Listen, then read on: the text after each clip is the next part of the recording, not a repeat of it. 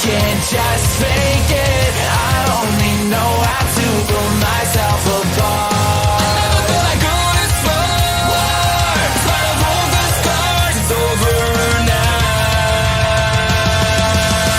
Run away, out of time. Find a place where I can never hide. I let it burn, I let it burn, change or even shine. Let it burn, I'll never be coming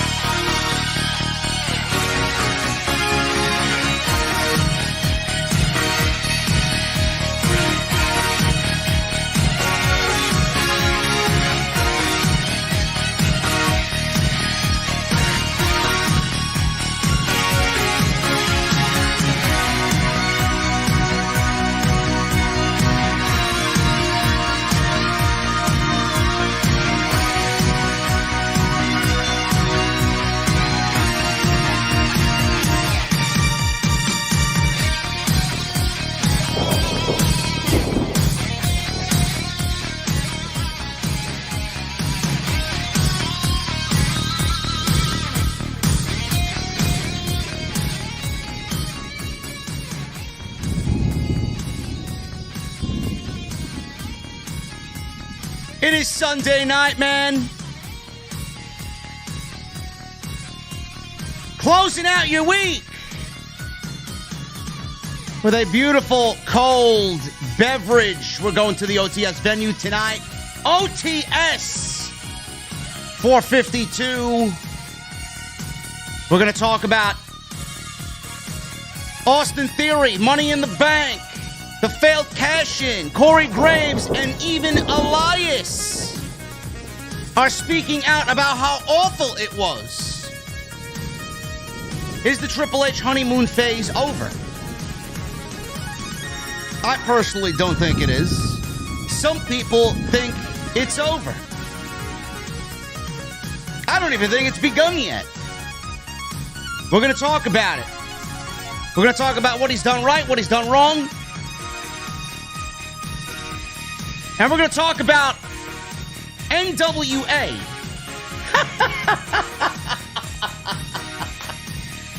Oh, man.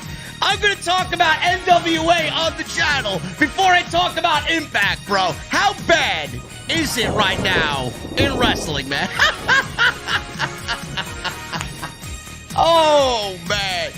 It could be me, bro. It could be me, man. NWA. You imagine? Oh, my God, man. No wonder Nick Aldis left. We'll talk about it, man. Anyway, I got my cold beverage. As always, we're going to the OTS venue. And I got some news. But before I do that, I got one question for you, man. Very, very simple. Very simple question. What the fuck are you guys drinking? I'll see you over there.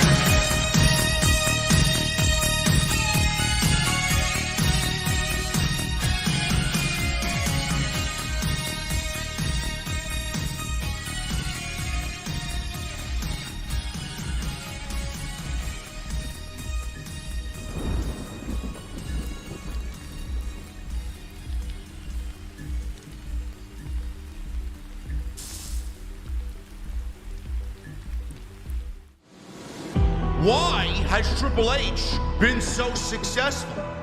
Why is Triple H running WWE better than Vince McMahon and Bruce Pritchard on Monday and Friday night?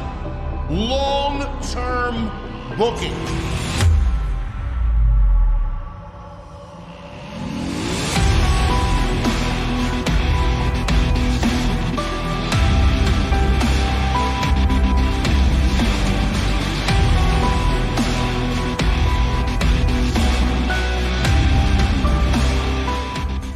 What is going on, guys? Thank you so very much for joining me right here on Off the Script. This is episode 452 for November 13th, 2022. I'm your host, JD from New York. As always, coming to you live from the OTS venue. Thank you guys so very much for joining me on your Sunday evenings, wherever you may be, man. It's been a slow week. I feel like it's been very slow all over the place, man. Honestly, I feel like wrestling is in a lull again. I feel it. I see it.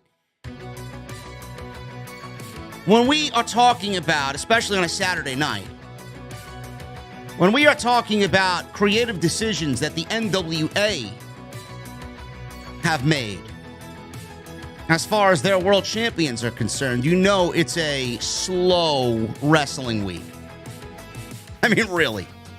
Holy shit, man. The amount of people that were just up in arms tweeting about NWA making Tyrus, Brodus Clay, their world fucking champion. It's unbelievable. It's unbelievable to me.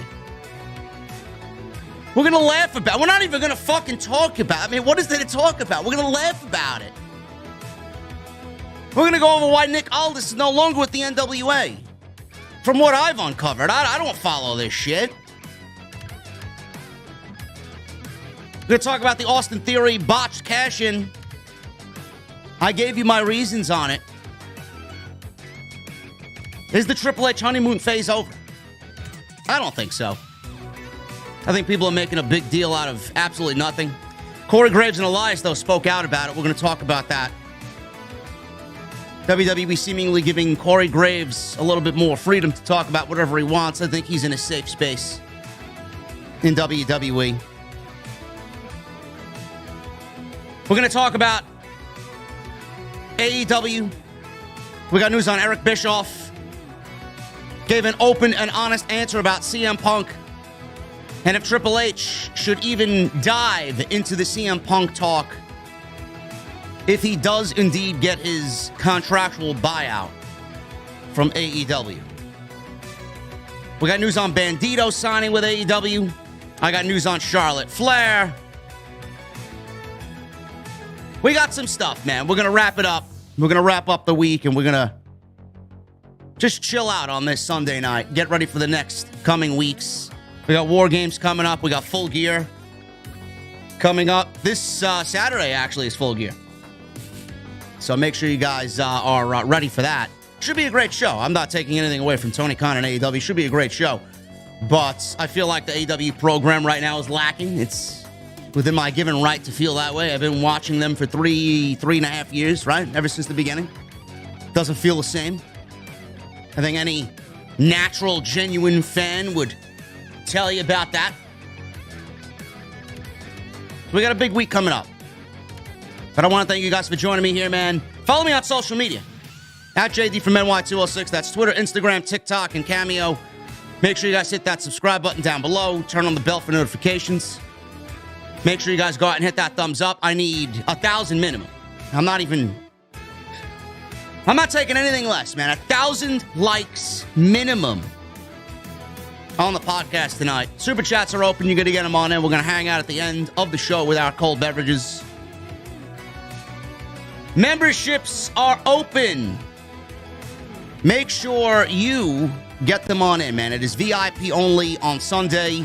So the only way you guys can chat right now with all my VIPs is by joining the channel and becoming a member. Become a VIP right here on OTS. I pinned the link in the top of the comment section in the live stream chat. Go and check that out. And today's show is sponsored by my great friends over at Audible. audibletrial.com/scripts. Make sure you guys go out and get your 30 days free and one free audiobook of your choice. Let's start at the top, man. We're going to get into the news. And I want to start off light, and then we'll get into the good stuff. I did talk about this earlier in the week. And Survivor Series is coming up. I'm very excited for Survivor Series. I'm very excited that WWE and Triple H are bringing their brand of WarGames to Survivor Series to give it the must-see feel that it really does need. Brian Alvarez reported on Twitter via his super followers. I guess if you sign up to Brian Alvarez via super followers on Twitter, you guys get some exclusive news that isn't available anywhere else. So Brian Alvarez reported on his super followers feed on Twitter that fans can expect craziness. Now, whatever that means, I don't know. Craziness at Survivor Series during the WarGames pay-per-view. The reason for this is that WWE needs footage for future video packages And what they have right now is only from NXT. Most of the footage that they have primarily features NXT talent. And you guys know NXT talent right now that appeared in WarGames is no longer with the WWE. The first WarGames match in NXT happened in 2017, and every wrestler involved in the match is no longer in WWE. The match featured the Undisputed Era. So right now that's Adam Cole, Kyle O'Reilly, Bobby Fish, and, well, Roderick Strong is there, but, I mean, he's not really being used as of right now. But this was a 3-team WarGames match. So Authors of Pain were also in this, and then Sanity were also in this. In 2018, the Undisputed Era faced Pete Dunne, Ricochet, and the War Raiders. That's when Roddy joined. 2019, Undisputed Era, they wrestled Tommaso Ciampa, Keith Lee, Dominic Dijakovic, and Kevin Owens, which was my favorite WarGames match of all of them in NXT. And then in 2020, which was also good, the Undisputed Era, as you see, they were appearing in all of the WarGames matches, faced off against Pat McAfee, Pete Dunne, Danny Burch, and Oney Lorcan. The only footage that includes all current talent is last year's WarGames, and that featured Tommaso Ciampa, Johnny Gargano, Pete Dunne, and LA Knight. The black and gold NXT against Braun Breaker, Carmelo Hayes, Grayson Waller, and Tony D'Angelo, my boy Tony D'Angelo, and my boy Nick Williams. My boy Nick Williams with a $100 super chat. Shout out to Nick Williams, man. Major supporter of the show. We love Nick over here. He says 3 things with his super chat. Number 1, can't wait for WarGames. We'll get into that. And Full Gear.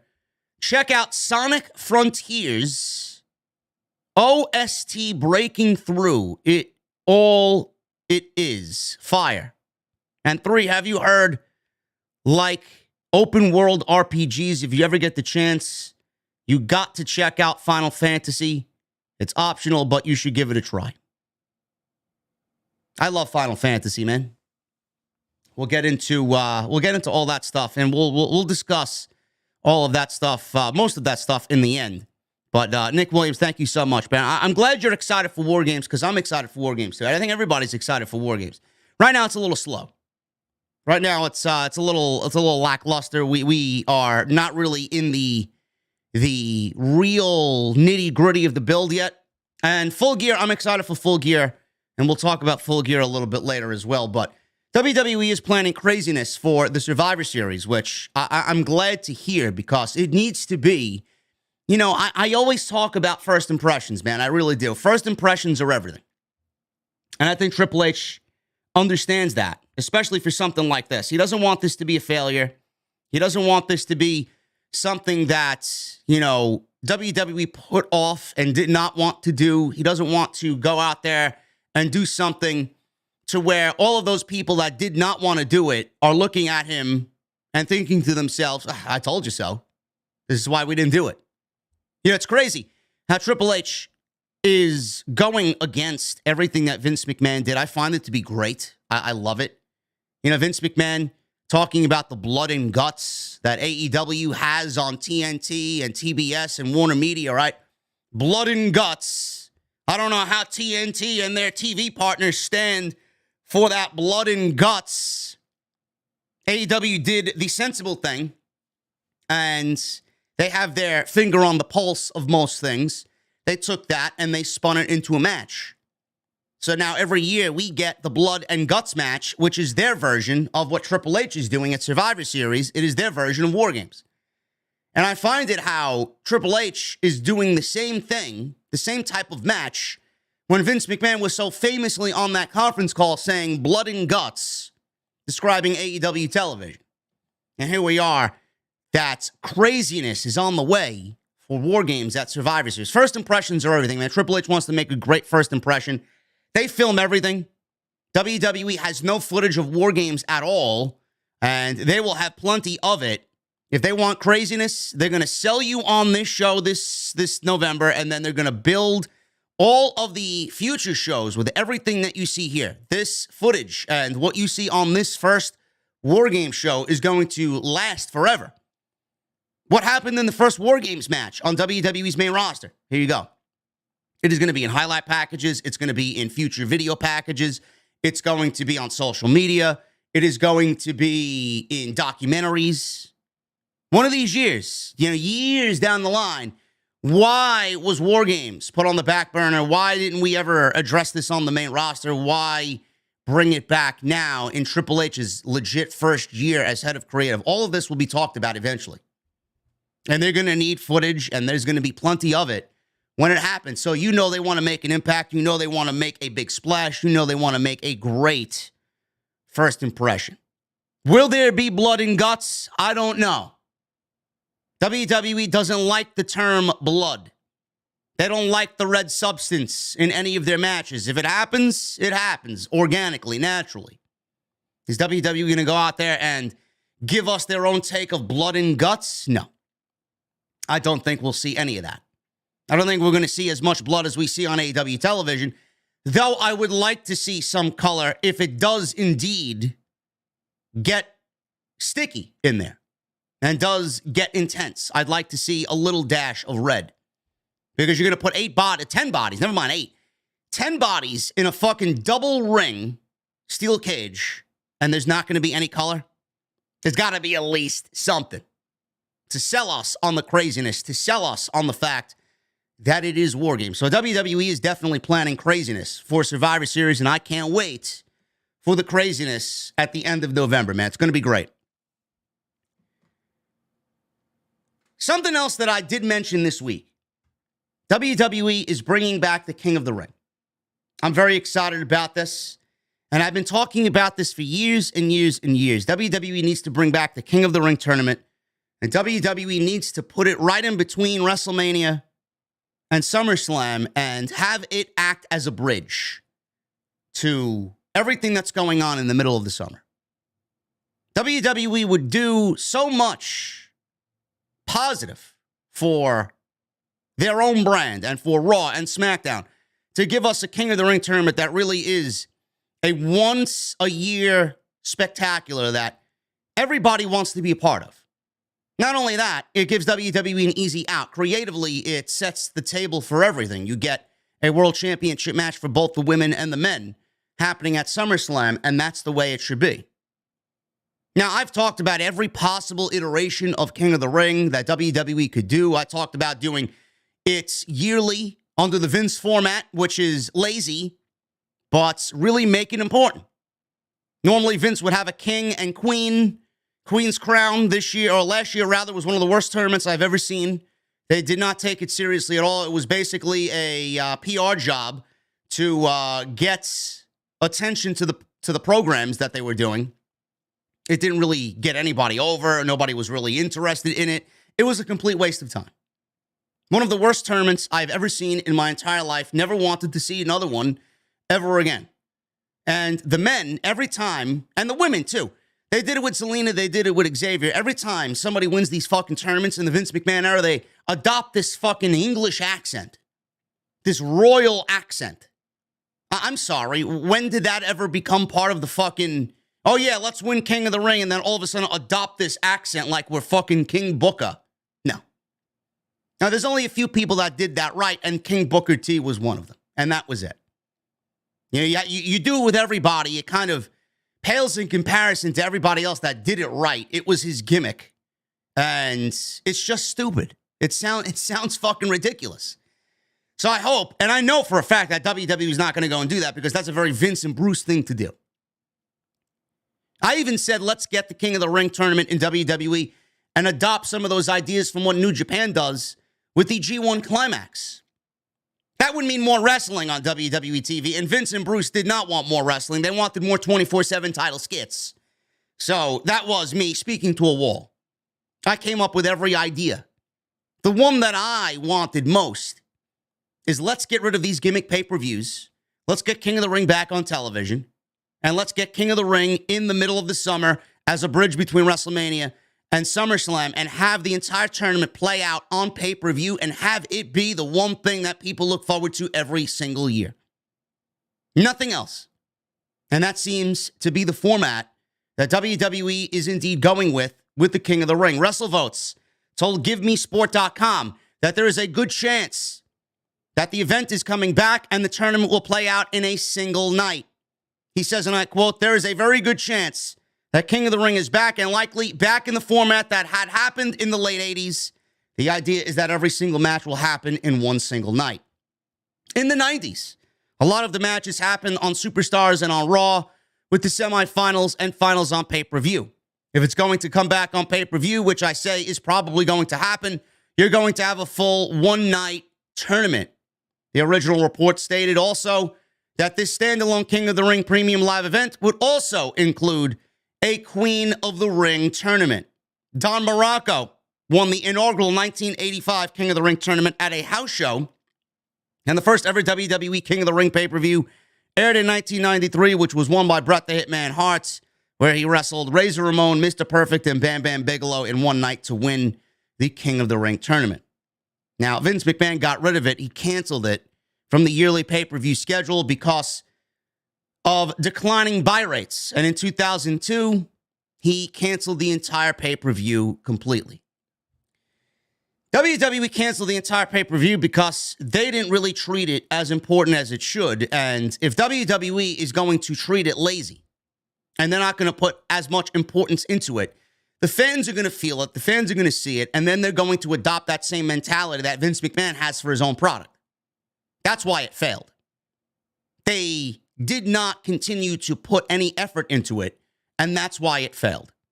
If WWE took it seriously every fucking year, we would not have to go 20 years without a fucking pay-per-view. We would not have to go 20 years without a King of the Ring pay-per-view. That's why it failed. It failed because the people leading the creative team did not give a shit about it. That's not going to happen this time around. There's no reason why anything should fail. There's no reason why anything should be that uninteresting and that's mediocre. Where's the lack of importance coming from? It's coming from the fucking management running the show. Don't blame it on the talent. There could have been a solid reason for a King of the Ring tournament every single year since 2002, and nobody took the initiative to fucking bring it back to prominence. Now Triple H is saying, hey, there's a lot of good we can do with this. We're going to get rid of the gimmick pay-per-views, and we're going to focus on traditional wrestling. And that's what he's doing with the King of the Ring. Money in the Bank needs to go away. After what we saw with Austin Theory on Monday, it needs to go away. No longer should that be a pay-per-view.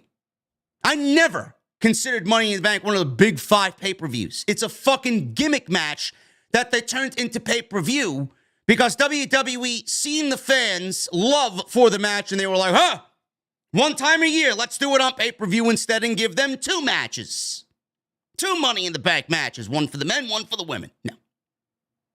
I never really had this heartfelt attachment to Money in the Bank. I did have that heartfelt attachment to the King of the Ring, though. And I'm glad it's back. There's so much good that could come out of a King of the Ring. Qualifying matches on Monday, qualifying matches on Friday. 4 men from Monday, 4 men from Friday. And not only do you get both brands involved, it brings attention to both Raw and SmackDown and makes the weekly television that much more important going into the pay-per-view. Who from Monday Night Raw and who from SmackDown is going to advance into the King of the Ring tournament? Show us. That's where the best matches happen. In the qualifying matches, because everybody wants to take part in the King of the Ring tournament. Brings importance to the shows. The King of the Ring pay-per-view is going to be spotlighted with the tournament itself. You don't even need to do much. You don't. It should be a breeze to book a fucking entire show based on 8 men in a single tournament. The outcomes are predictable. Time limits would return 15 minutes for the first round, 30 minutes for the second round, 60 minutes for the final. There could be situations that happen in the show, injury, buys, a draw. I love it. It opens up a world of possibilities for WWE to really venture into that they don't usually venture into. Now, how we do a Queen and King of the Ring tournament on pay-per-view, I mean, that may be a little too much. You know, I never really understood why we needed 2 tournaments on pay-per-view. We could do the King of the Ring tournament on pay-per-view and then save the Queen of the Ring tournament for basic television. But WWE is going to do both in one night. How that's going to work, I don't know. It may be a yearly fucking 4 or 5 hour extravaganza, and we may get a king and a queen crowned in the same night. But I love it. I love the fact that it's back. And I think with Royal Rumble, Survivor Series taking on a new life of its own with WarGames, Royal Rumble, WrestleMania, SummerSlam, Survivor Series, having King of the Ring in the middle of the year to act as their own G1 climax, where everybody wants to be a part of this, crowning a new king, which means number one contender for SummerSlam. It sells itself. I don't need to describe this anymore to you guys. You guys know what the importance of the King of the Ring is. I can't wait to see it back. John Cena. John Cena's name has been in the news a lot this week. Apparently, there is a rumor going around that John Cena could be back in the ring at WrestleMania 39.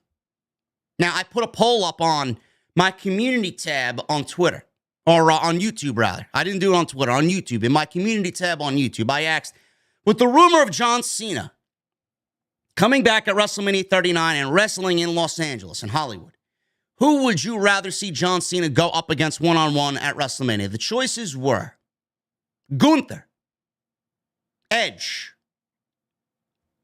Austin Theory, and I believe I had another one on there. I forgot who it was. But those were the big three. Those were definitely the big three. Let me see the other one that I had chosen. It was Gunther, it was Logan Paul. It was Gunther, Logan Paul, Edge, and Austin Theory. Option 4 was Austin Theory. He came in with over 7,000 votes. Austin Theory got 39% of the votes. I'm like, wow, you guys really want to see Austin Theory and John Cena. So to me, I'm not really anybody. But Austin Theory getting 39% of the votes out of 7,000, 7.2K votes. So over 7,200 votes, Austin Theory got 39%. A lot of you, that's a good gauge on what a lot of people think of Austin Theory and what a lot of people think of Austin Theory's future in the WWE. If you're ready to put him in the ring against John Cena, have him beat John Cena at WrestleMania, that is a great gauge for Austin Theory. Edge came in at number 2 with 27% of the votes. Gunther came in at number 3 with 18% of the votes. And Logan Paul is coming in at number 4 with 16% of the votes. He's just there because, he's the hot topic right now because of the performance that he gave us in Saudi Arabia against Roman Reigns. I think John Cena versus Logan Paul would be a great match if they want to go and venture down that road. I don't think that's the best use of John Cena in WWE. Now, I've been saying that John Cena versus Edge, if this is Edge's last year, this is the only reason why I mentioned this. If John Cena is coming back and Edge, the last time we heard about Edge, I think he said something along the lines of he wants to retire in 2023. I don't know if that's true or not. We don't really know. These pro wrestlers, they say something one day and then they change their mind the next. We don't really know. Edge looks great. He's been one of the best parts of WWE television since he's been back. I hope he still has a little bit more left in the tank. And if Edge is really retiring and he wants to step away, I'm going to say Edge and John Cena is my number 1 match. Because I do think that John Cena, when you talk about feuds in John Cena's career, Edge is definitely near the top or at the top in some circles as best opponent in John Cena's career. The best feud in John Cena's career. That's just me. Now, I know a lot of people want Gunther. I would love to see it. I don't want to see the Intercontinental title on the line, but Gunther and John Cena is something that I'd like to see because that is something that I really feel is a marquee match. But we're going to save that for somewhere down the line. I do think that there is money in John Cena chasing number 17. I do. How likely is that of happening? I don't know. John Cena chasing number 17 would be great. But I would love to see that match, but I'm going to hold off on it. A lot of people talk about John Cena chasing number 17. Who would it be against? I've seen people mention Edge in that discussion. I've seen people mention Randy Orton. But I'd love to see John Cena chase number 17, possibly against somebody like Gunther, when Gunther and his time comes to be world champion. When he's the world champion, have John Cena face the fucking immovable object, the mountain of a man known as Gunther. That would be a great fucking challenge. Can he overcome Gunther for the world title for number 17? So I'm going to hold off on that. I would actually like to see Gunther versus Sheamus at WrestleMania, with Sheamus getting the win over Gunther and securing a first ever Intercontinental Championship. But a lot of people said Austin Theory, which I could absolutely see happening. Give Me Sport noted that Cena is expected to be wrestling at WrestleMania 39 next year in Los Angeles, although it is unclear who he would wrestle at the event. They said, and I quote, Cena should be there and Cena should be wrestling. I know he touches base every so often, and although Vince is out of the picture, Cena still has a lot of love for WWE. John Cena and Triple H have a very, very mutual respect for one another. It's great. Now, WrestleVotes is also explaining that Cena wants to become the next Rock, and a match at WrestleMania 39 in Los Angeles will help him achieve that. WrestleMania is still WrestleMania, and it's in Los Angeles. If Cena is legitimately trying to be the next Rock, you should perform at WrestleMania in Hollywood, and I think he'll be there, and I think it'll be in a wrestling capacity. I'll leave it at that. The Rock himself could be wrestling at WrestleMania against Roman Reigns. We don't know that right now yet. But John Cena wrestling at WrestleMania definitely presents a lot of options. There is something else that is going around that I just found out about late last night, as people were tweeting about a video that they saw on Stone Cold Steve Austin's Instagram. And he's working out.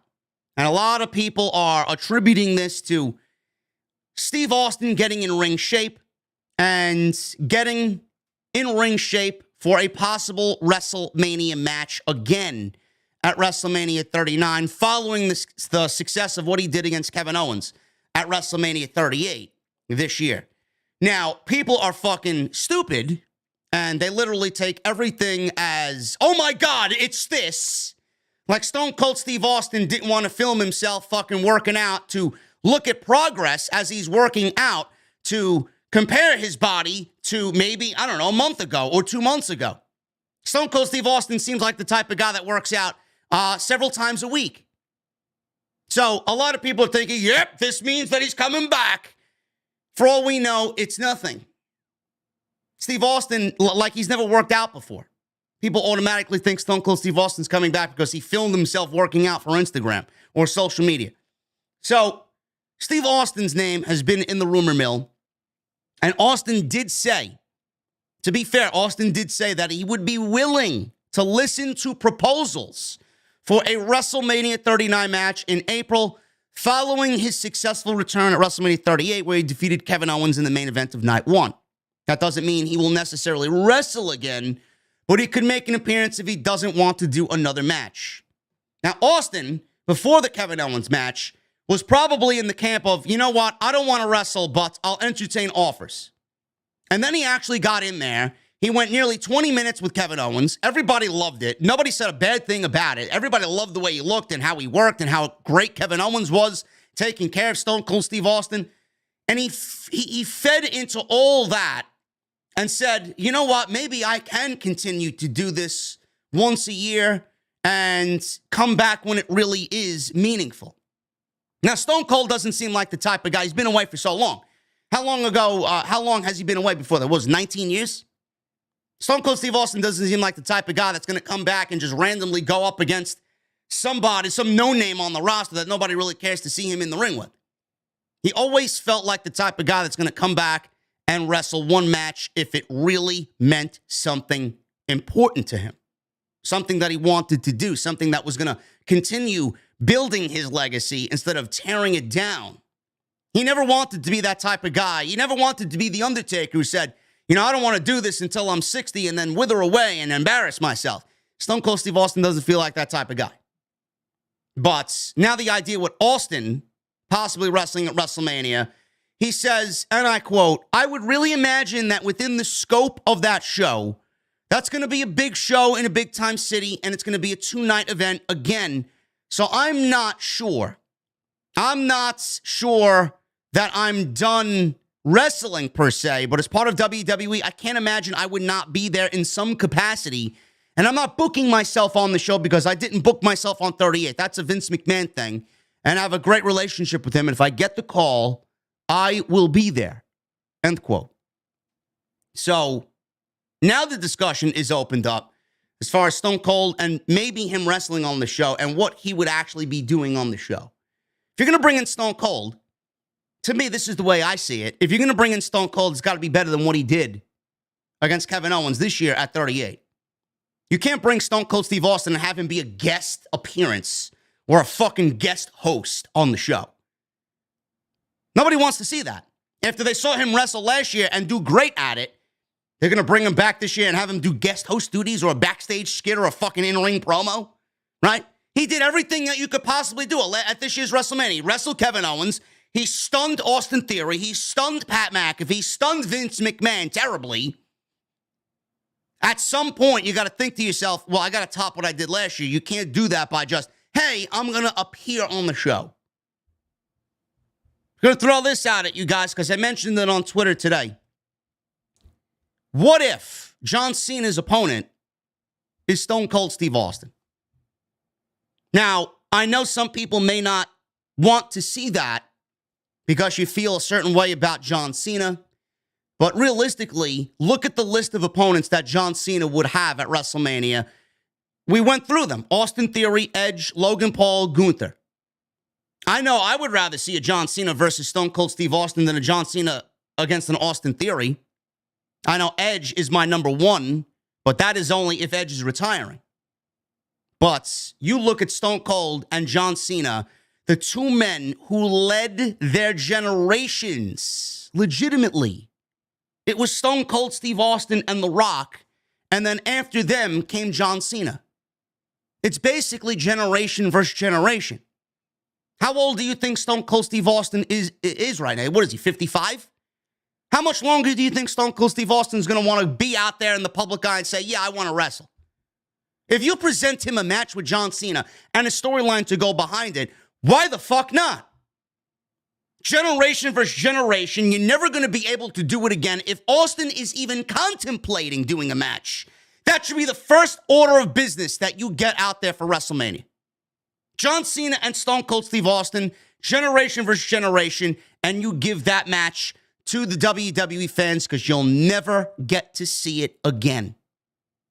Next year, Austin may want to wrestle. In 2024, he may say, you know what, I'm done. And then you will have missed the opportunity to do something like that. That's back in the day could have been. Could have been.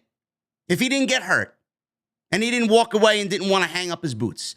But now he's back talking about potentially wrestling, talking about potentially being part of the show. And John Cena now, the rumors that he may be there in Los Angeles to build his own resume on a show that may include Dwayne against Roman.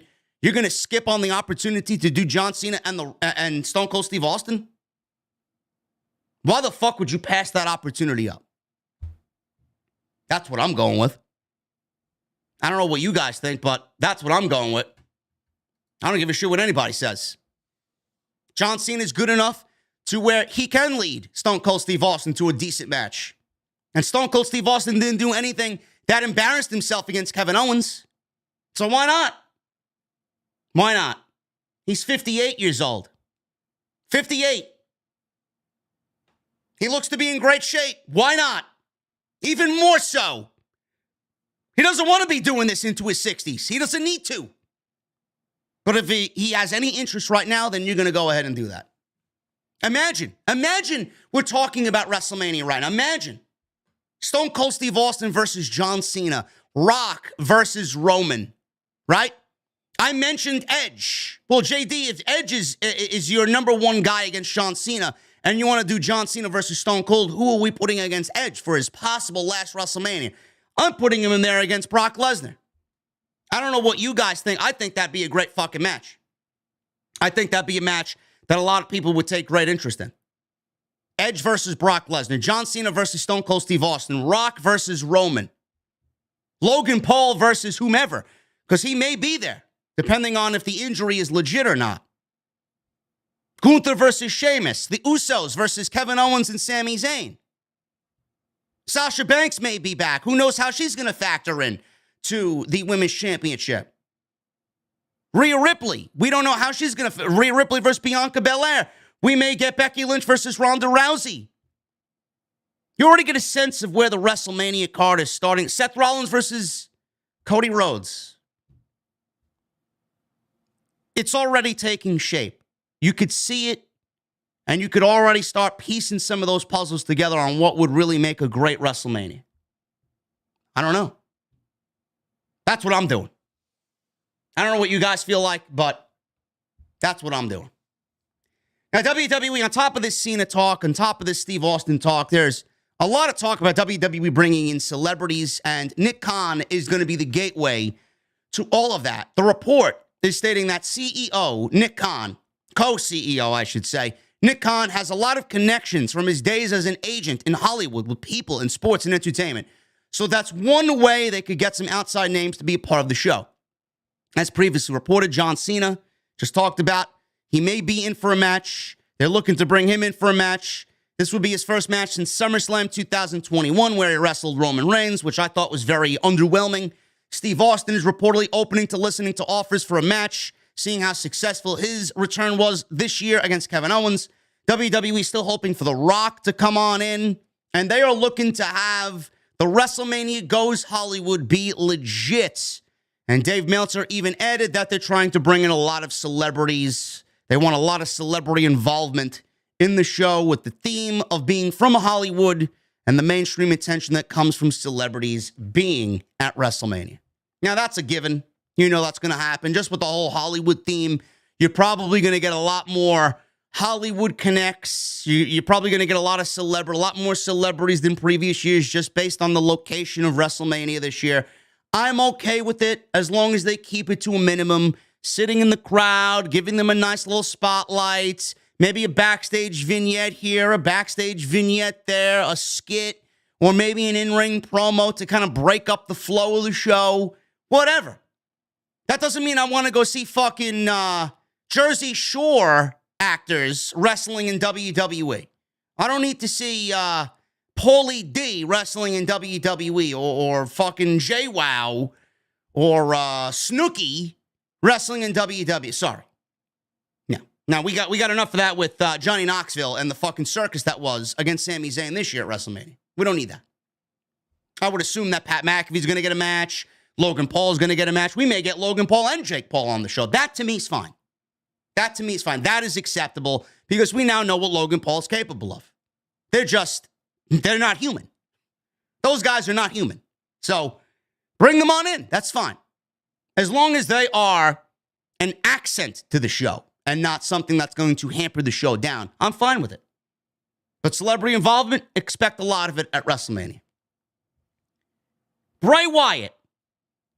We know he's going to be involved at WrestleMania and somehow because we had read reports in previous weeks that the WWE creative plan is going to take Bray Wyatt from his return to Extreme Rules all the way into WrestleMania. We don't know how that's going to work and who he will be in the ring with. But Bray Wyatt right now has a lot of power. He's got a lot of pull just based on his popularity and the return that has been for Wyndham. Triple H has brought back several stars already, and now Bray Wyatt is trying to get into his ear to bring back two more. Bo Dallas and Eric Rowan. Now, Bo Dallas is the real-life brother of Bray Wyatt, who was in the WWE. He was an NXT champion. He was an integral part of the building process in the early days of NXT. He was a part of the B team with Curtis Axel, who I thought they dropped the ball on. I thought they were great. They could have been a great tag team, and WWE did nothing with them. They made them into a comedy joke. Now, Eric Rowan, his ties with Bray Wyatt go back to the early days of the Wyatt family, which in my honest opinion was the best Bray Wyatt, the best presentation of Bray Wyatt, and to me, one of the best stables that WWE has put together in the modern era. So he wants them both back in the company. Bray Wyatt does. He's trying to, I guess, lobby to Triple H to bring them back to the company. WrestleVotes talked about this week with Give Me Sport. There's people that Bray likes that he wants to work with. Now, will they be back? I don't know. But he goes on to say, Bo Dallas is one of them, and so is Eric Rowan. If Eric wants to come back, I'm sure they would allow it if Bray also wanted it. Now, fans have been speculating the identity of the Uncle Howdy character on WWE television, which may have been revealed after fans pointed out a similarity between the Uncle Howdy that we saw on television and one of the diamond earrings that Bo Dallas used to wear when he was back on WWE television. It was the same earring. Now, that could just be a little Easter egg to throw people off. We don't know with Bray. He loves doing shit like that. You think you have something figured out, and then he puts something like that in there as a clue to throw off the scent. Brian Alvarez reported that Bo Dallas was actually supposed to be back with the company, so it would make sense for Dallas to be in the group that his brother will eventually lead. We don't even know if Wyatt is going to lead a group. We don't know what the Wyatt Six are. The Wyatt Six could basically be 6 versions of Bray Wyatt. It doesn't necessarily mean that we're going to get 6 members of a group to form the Wyatt Six. I don't know. My prediction is that we get everybody kind of thinking along the lines of Bray having these meltdowns and these visions and these alter egos just show and reveal themselves on TV. And he's going to go through 6 different versions of himself, and he's going to find people to fill out those 6 different versions to fill out what he wants as the Wyatt Six. It could be. But then I look at the landscape of WWE. Do we have any group in WWE that is of 6 individuals? Everybody's in a trio. The only group that we see is the Bloodline. I don't know. Unless he's going to form a group together to take down the Bloodline, which could spell the end of the Bloodline. That may be something. Bray Wyatt and Roman Reigns are just naturals. Bray Wyatt is the Joker to Roman Reigns' Batman. To me, they just have that fight forever vibe. That's the only thing that would work. If you want to talk about Wyndham and the Wyatt Six, the only thing that makes sense was to feud against somebody like Roman and the Bloodline. Other than that, every other group on WWE TV is comprised of a trio. So having a group of 6 doesn't really make sense unless the plan is for them to go against the Bloodline. I don't know. Brian Alvarez says that Bo Dallas is going to be back with the company. I suspect he should be back. I mean, it's been in the news. A lot of people are really making a big deal about this earring on Uncle Howdy. I don't know how valid that is, but, you know, whatever makes you sleep easy at night. I'd like to see both of them back. I want to see, and I mentioned this early in the week, the one thing that Bray Wyatt could definitely use as far as presentation is familiarity. Bo Dallas is familiarity. He's also family. Eric Rowan is familiarity. I think if we start going back and giving us just a little dough, I don't want it to be a completely, let's redo the Wyatt family all over again. I'd like to see some elements of that present itself, but I'd also like to see familiarity. I think with familiarity, it's going to give the fans even more excitement. It's going to generate buzz.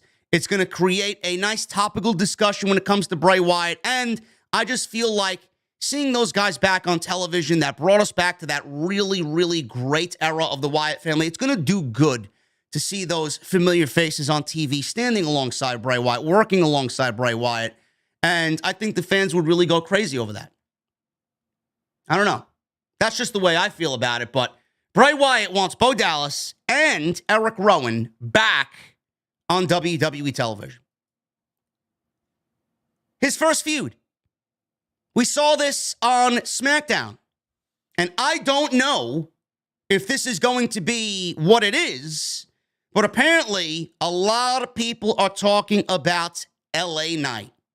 And that's good. You should know about LA Knight. You should be excited about LA Knight.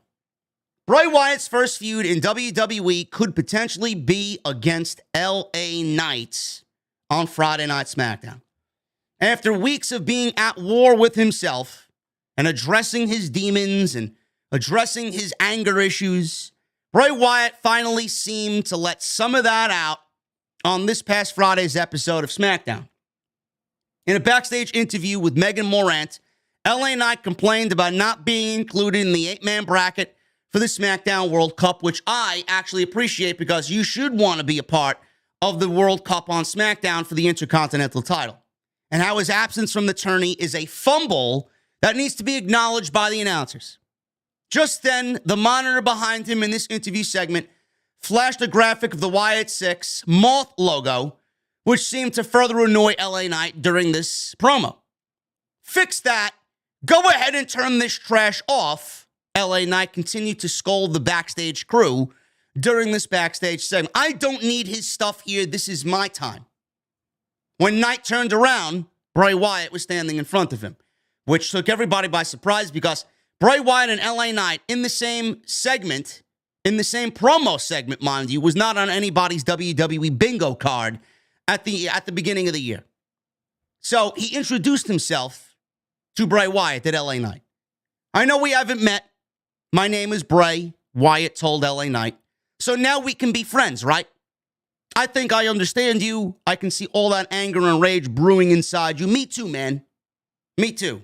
My whole life, people have been telling me that my rage was going to make a monster out of me.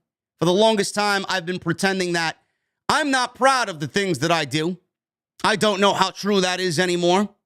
I know what it takes to give respect, and I'm asking you, how far are you willing to go? LA Knight, in response, continued to mock all of the Firefly Funhouse in his previous persona. He says, and I quote, "How far am I willing to go ain't none of your damn business. How far you willing to go should be back to your romper room, playing with your little puppets and sticking them anywhere they give you pleasure. It's okay with me. But at the end of the day, if nobody asked you, whose game is it? It's LA Knight's game." At this point, Wyatt got angry, and another Wyatt graphic flashed behind LA Knight, and then Wyatt hit LA Knight with a headbutt and knocked him back, or knocked him to the floor. And Wyatt walked away. That was the last we seen of both guys on Friday Night SmackDown. A lot of what we saw here is generating a ton of buzz, as it is with anything Bray Wyatt's a part of. But when you start including people that you don't expect, like LA Knight, people that could actually fucking talk, could talk his way out of any situation. He could be a babyface, he could be a heel. LA Knight is fucking great at what he does. You put him in a fucking feud with Bray Wyatt or a segment with Bray Wyatt, it's going to generate a lot of interest because nobody expected it.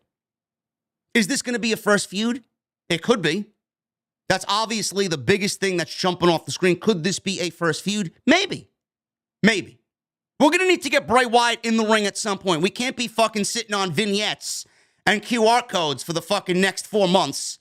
During all of this, he's got to at least wrestle. Once, twice, couple of times, handful of times.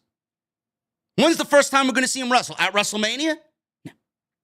Bray Wyatt's got to be in the ring, and Bray Wyatt's got to get in there after being away for a year and a half. We don't know how he's going to move, how he's going to operate. We don't know if there's any ring rust. You know, working in a gym and getting reps in the ring during a gym session is not the same as working in the ring with somebody like LA Knight in front of a fucking sold-out audience. Hearing that energy from the crowd.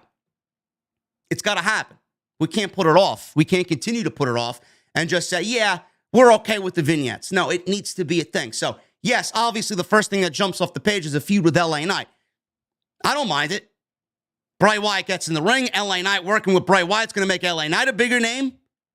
I love it. Or it could be LA Knight is a part of the storyline and LA Knight has what Bray Wyatt needs.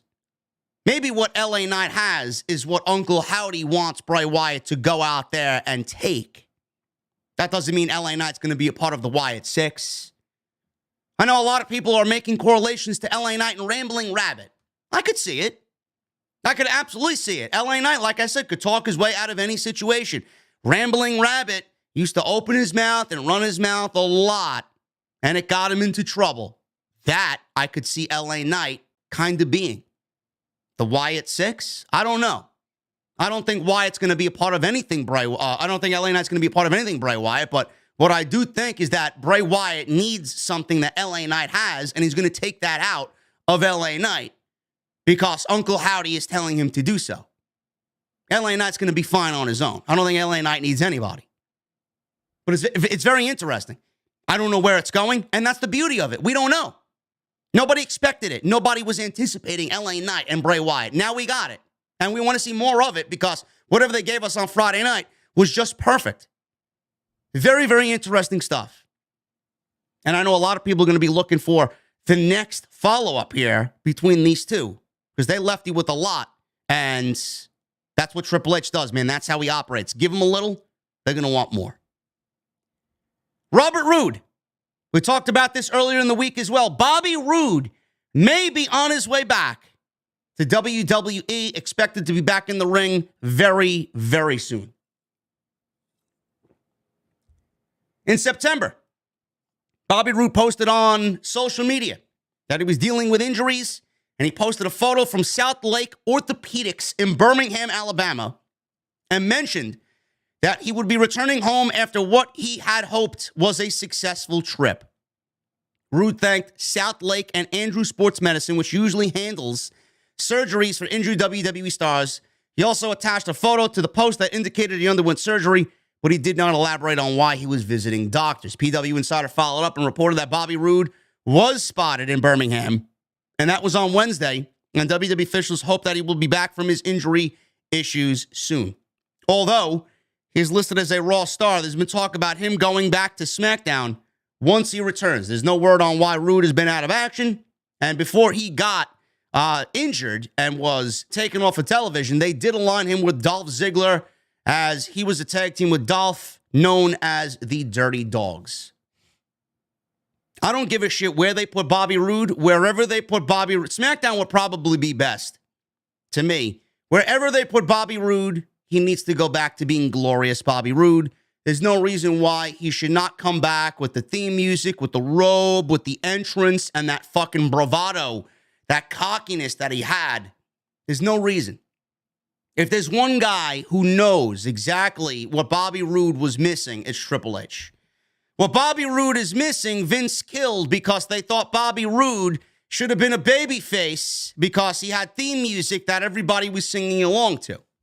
Bobby Roode was getting over on his own. This is the fucking problem with Vince McMahon and the way he handled things. Bobby Roode was organically going to get over. There's no way anybody has that presentation and that theme and you're not going to get over. He was getting over on his own, and it was facilitated by that theme song. WWE was like, no, we don't want to push him. He's too old. He came from Triple H and NXT. We don't really have any value with him. We want to go younger. He doesn't really fit our age demographic. We'll just put him in a fucking tag team with Dolph Ziggler. Yeah, that's going to do great career wonders for Bobby Roode, right? Align him with some, and I love Dolph. I think Dolph is one of the best pro wrestlers that they have on that roster, but aligning somebody like Bobby Roode with Dolph is career suicide because Dolph has been dead for years. Nobody gives a shit about Dolph Ziggler, and nobody takes Dolph Ziggler to be serious. He's just there. The best thing for Dolph at the time was to leave WWE and go reinvent himself if he wanted to, somewhere else. Because WWE wasn't giving him the platform to do so. So they paired both of them together, and basically they were both losers. They didn't really take them seriously. They didn't do anything serious with them. But if anybody knows what Bobby Roode is missing, it's Triple H. Absolutely no reason why he should be back without any of what he did at NXT. When he was in NXT, he was the best heel in the entire company. The two best heels in WWE in this generation have come from NXT. Tommaso Ciampa and Bobby Roode. And there's nobody that's going to convince me otherwise. We haven't seen a heel like that anywhere in WWE. That's what he needs to go back and do. And Triple H knows that. Chelsea Green. She may be on her way back to WWE after what happened on Thursday's Impact. Man, I don't know. You might have missed it, man. Who's watching Impact on Thursday, man? You might have missed what I'm about to tell you, man. How many people? Listen, bro. How many people were watching Impact live at the Impact Zone, man? How many this week? Wow! 5! Bro, listen, I got how many people in comparison to NWA, bro? 4. Wow, they beat out NWA. That's a shocker, man. That's a shocker. So let me ask you. So between Impact having 5 and NWA Hard Times 3 having 4 fans. We had a total of 9 fans in attendance for both shows, man. Wow, that's crazy. I had more people in line this morning trying to buy a cup of coffee at Starbucks than I had in the arena for both shows combined. That's fucking great, man. That's fucking crazy. I mean, who's watching it? Nobody's watching Impact, okay? No wonder why Chelsea Green is leaving. She wants to perform in front of arenas full of people and energy. She don't want to sit there with the fucking fat slob wearing the fucking Mr. Kennedy t-shirt from 20 years ago watching Impact. Nobody gives a shit.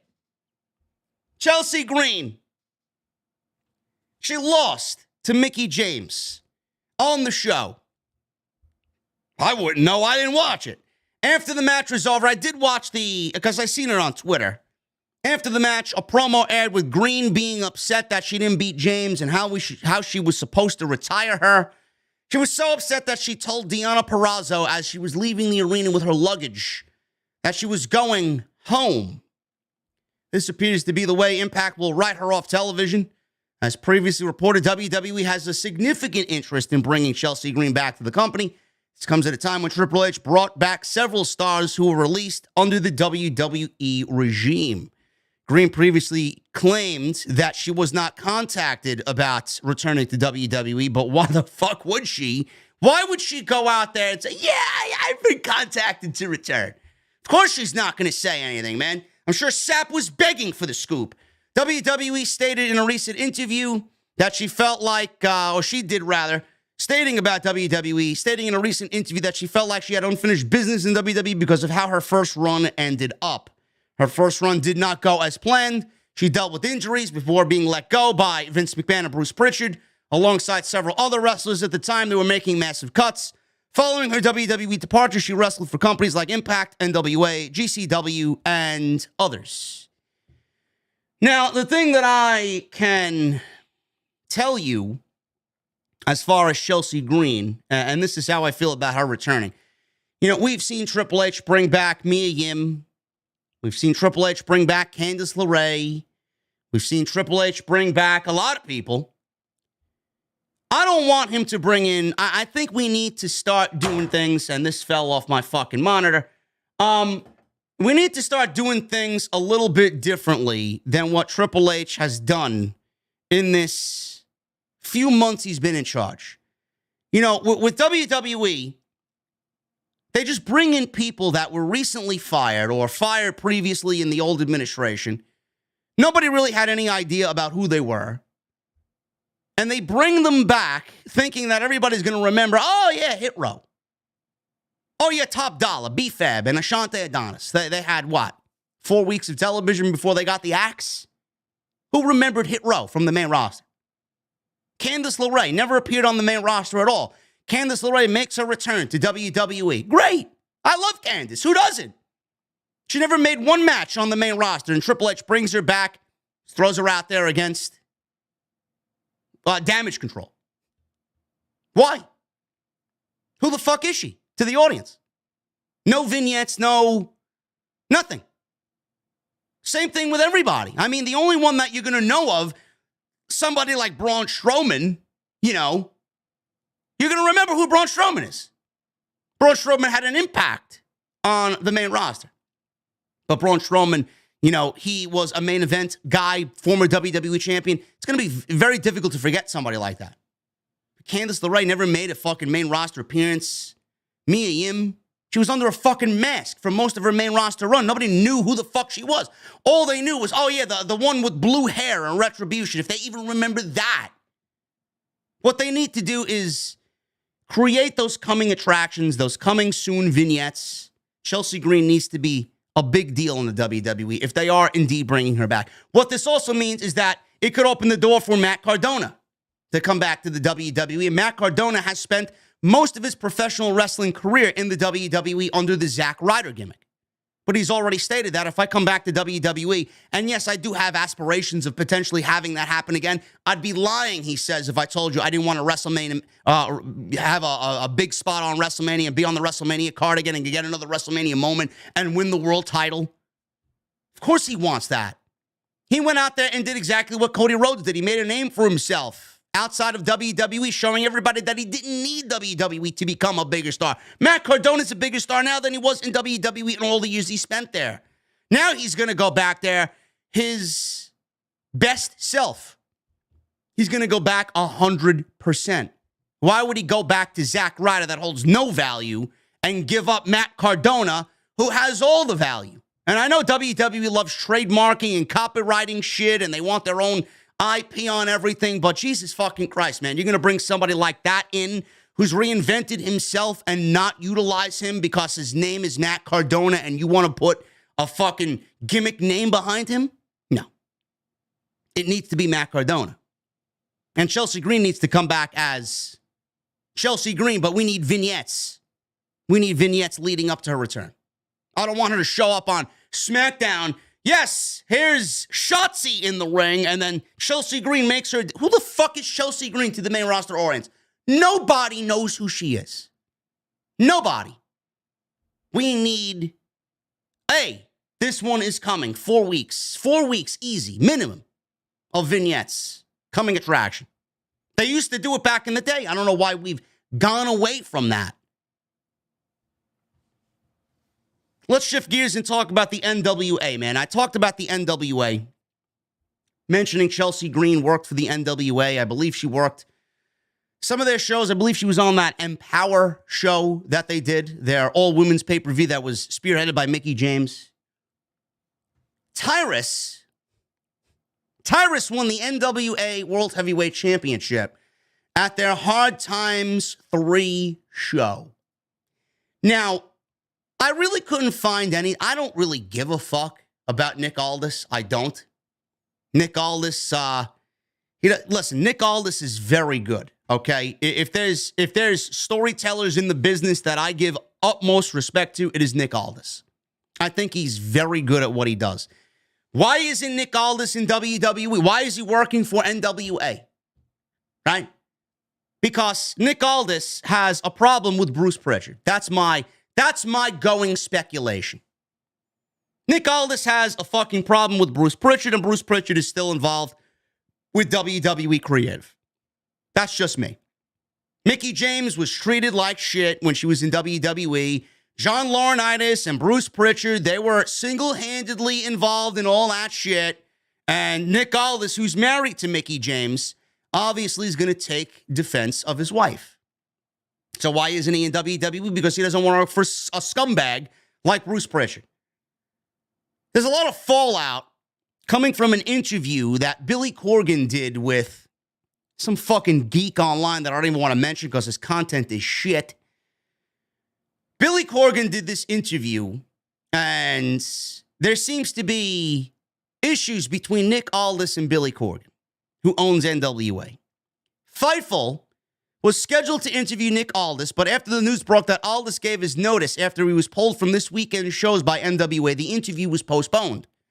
Aldis noted that Corgan's disrespect towards himself and his wife, Mickie James, in the lead-up to and after the Empower pay-per-view is a huge reason the relationship between Aldis and NWA soured. Now, it was also stated that both have never spoken about this publicly because Aldis was a top star in the company. Fightful adds that several women who have regularly appeared for the promotion felt disrespected by Corgan and Trevor Murdoch, who was the former world champion. Trevor Murdoch claiming that there wasn't enough depth or women in NWA for a second Empower show. Now, that's complete bullshit. I don't really... This is where you start diving into the scumbagness, the fucking shadiness of pro wrestling. Let me repeat that line to you again, okay? Billy Corgan and Trevor Murdoch claim that there wasn't enough depth or enough women for a second Empower show. Most of the women that NWA utilized for this Empower show came from the Indies and came from AEW. Tony Khan funded a lot of that show even taking place, from what I remember him saying. A lot of the AEW talent was paid by Tony Khan to go appear on that show. But they're out here saying that there isn't enough women for another Empower show. Now, I can get into a whole nother fucking situation. I'll open up a whole nother can of worms about another Empower show. How many fucking pay-per-view buys did the first Empower show do? I'm assuming it aired on Fight TV, right? How many buys did the first Empower show do? I don't have an exact number. Somebody, listen, if you guys want to go and check it out, I'd love for one of my VIPs to post it in the chat. I'm going to make a guesstimation. I'm going to guess that the pay-per-view didn't even do over 4,000 buys on Fight. Okay? But you want another Empower show because, we got to push women's wrestling and we got to push the narrative of women's wrestling. If people wanted women's wrestling, people would go out there and buy women's wrestling.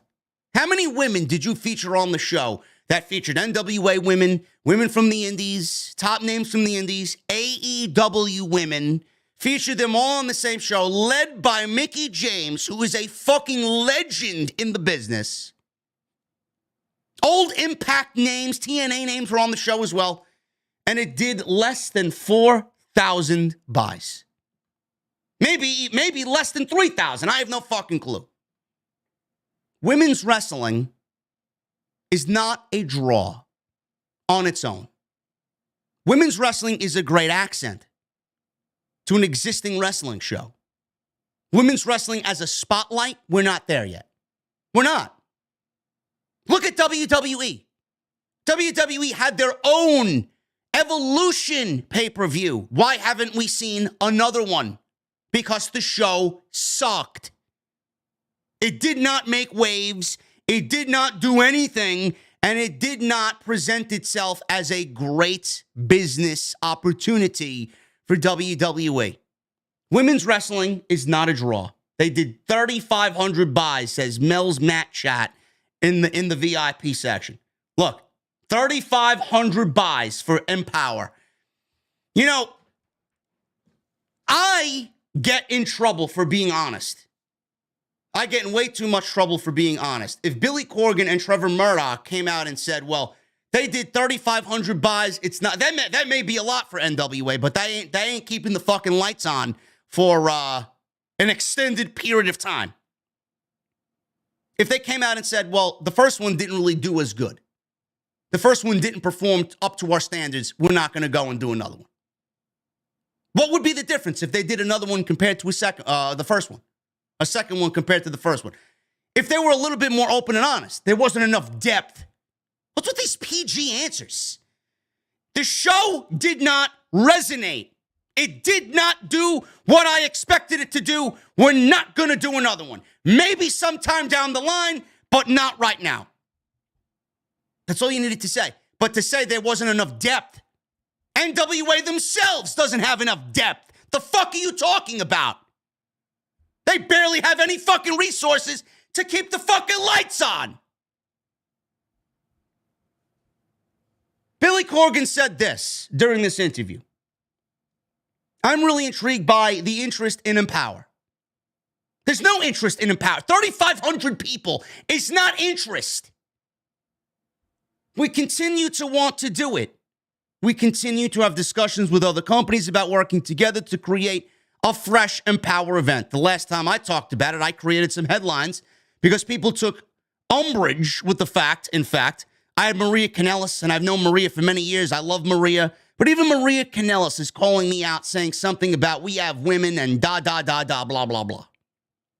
I think every company has the right to decide their level of standard. When you create a world-class event like Empower, and it was a world-class event, we set a very, very high standard of what you should expect. Of course, there are plenty of great professional wrestlers in the world. Can they wrestle the NWA style? Can they carry a 3-hour pay-per-view? Can they move the case of women's wrestling? Not just in wrestling, but in terms of international media moving forward. There are my concerns. So everybody has their own version of it. That's my version of it, and that's why I'm still on that. Until we can provide a world-class event with some of the best professional wrestlers in the world, of course, in this case, females on the card, then we won't do it. All this weird howling that goes on around seems very strange to me because you're talking about a positive and you're making it a negative and making a negative out of a positive. That's very weird to me. So Billy Corgan's basically telling you without actually telling you the show sucked. The show wasn't up to his level of standard or what he believes is the level of standard for NWA. Billy Corgan is basically telling you what they did and the performances of what we've seen sucked. Reading between the lines there. We've set a very, very high standard of what we should expect. You think Billy Corgan just fucking bought the NWA to just put a wrestling product out there? He's got a lot of prestige to live up to. Can they move the needle? Can they move the case of women's wrestling, and not just in wrestling, but in terms of international media moving forward? Not with 3,500 buys. WWE failed with Evolution, but everybody's calling for another one. Nobody gives a fuck about another revolution, or evolution, I should say. Maybe somewhere down the line where Triple H has a fucking division that is ample enough and suitable enough to do another one. It's going to be better under Triple H than it was under Vince McMahon because they didn't give a fuck about it. How many TNA all-women's pay-per-views have they done? How many of them do you remember? They are just flash in the pan. Let's do it because it's the cool thing to do. Let's do it because everybody's getting on that fucking narrative that we got to give women what they want and the equal rights to women. Fine. You want to go venture down that? Go ahead. But then you're going to end up like Billy Corgan, 3,500 buys and not wanting to do it because it didn't generate any fucking interest. And that's what's going to happen with everything. Nick Aldis, he tweeted, if some of you are wondering whether stuff like this factored into my decision to give my notice, you'd be correct. So basically, he felt like Billy Corgan was disrespecting his wife. Also, fans in NOLA, sorry to disappoint you, but I was removed from the shows this weekend after giving my notice to NWA. I fully intend to fulfill my obligations to the audience, but unfortunately the company doesn't seem to share the same values. Tyrus then goes on and wins the NWA World Championship at their show last night entitled Hard Times 3. It certainly is hard times if Tyrus, a.k.a. Brodus Clay, somebody call my mama Brodus Clay, is the NWA World Heavyweight Champion. So basically, Billy Corgan said that there's a level of standard, a very, very, very, very high level of standard that NWA needs to live up to, and basically use this to basically shit all over Nick Aldis. That's what this decision was made for. Heading into hard times, Trevor Murdoch carried the NWA World Heavyweight Championship. Murdoch was originally scheduled to wrestle Matt Cardona for the world title. Cardona was cashing in his promise from Billy Corgan for a title shot in exchange for peacefully relinquishing the title upon injury. Cardona was ready to reclaim the title he never lost. Tyrus entered the mix by cashing in the Lucky 7 rule as NWA Television Champion. So you win 7 television title matches, and you're guaranteed a world championship match. Or you successfully defend your television championship several times, you're guaranteed a world championship. I actually quite like that rule. I think WWE would do well with a rule like that, but it may not fit into their overall creative plans. It worked for a promotion like NWA, who doesn't have TV. Tyrus was so close to beating Murdoch for the gold at NWA 74 that he gave up his precious TV title in an effort to get another shot. Tyrus had the ultimate confidence in himself, and it paid off. Cardona entered first for the pay-per-view main event. Tyrus was next, accompanied by BLK. Murdoch arrived in the champion slot. The referee treated it like a marquee attraction. Murdoch requested that Titus step aside to give him 60 seconds alone with Cardona. Tyrus obliged. Cardona then gets out of the ring. So Tyrus and G's, what's his name here? This is BLK G's, forced him back inside. Murdoch packed Cardona with some offense. After a body slam by Murdoch, Tyrus entered the match. Murdoch surprised Tyrus with a flying bulldog finisher, which looked terrible. Cardona was on the outside and used his presence on the outside to place Tyrus's foot on the ropes to break up the pinfall after the top rope bulldog. The match went on. Spine buster from Murdoch to Cardona. Tyrus then rammed Murdoch shoulder first into the ring post. Cardona attempted a flying crossbody. However, at this time, Tyrus caught him for a body slam. So then we got Funkasaurus following up with a running splash. Cardona kicked out. Chelsea Green was there. She ran down to help her husband, Cardona, by distracting the referee. Cardona landed a low blow, hit radio silence. Tyrus kicked out. Cardona regrouped on the outside, and he was trying to win the match and come up with a different strategy. He picked up the title belt, wanted to use it as a foreign object, and he planned to hit Tyrus with it. Murdoch came from behind for a roll-up on Cardona. He kicked out. And then towards the end of the match, he's in there with Tyrus. So Murdoch decided it was time for payback. So Murdoch, he is in there with Cardona. He was left bloody mess. He was on the floor due to whatever happened with Cardona. Murdoch repaid the favor with a DDT on the floor. So Murdoch, Cardona, and Tyrus are there. And Murdoch, he made the mistake of taking his eyes off Tyrus. Murdoch rolled Cardona back into the ring with just focus on winning the match. Tyrus was waiting, ready to just win the match for himself. Murdoch turned around, and he walked right into a Tongan death grip and a choke slam. Tyrus picked up the win by pinning Murdoch to become the new NWA World Champion. So I just basically gave you a play-by-play of the match that happened on Saturday night. Now, Nick Aldis went on, I believe, Instagram, and he posted this Instagram to his followers, and he says, "I hope now you see why it was important for me to let you know that I had given my notice to the NWA before this pay-per-view.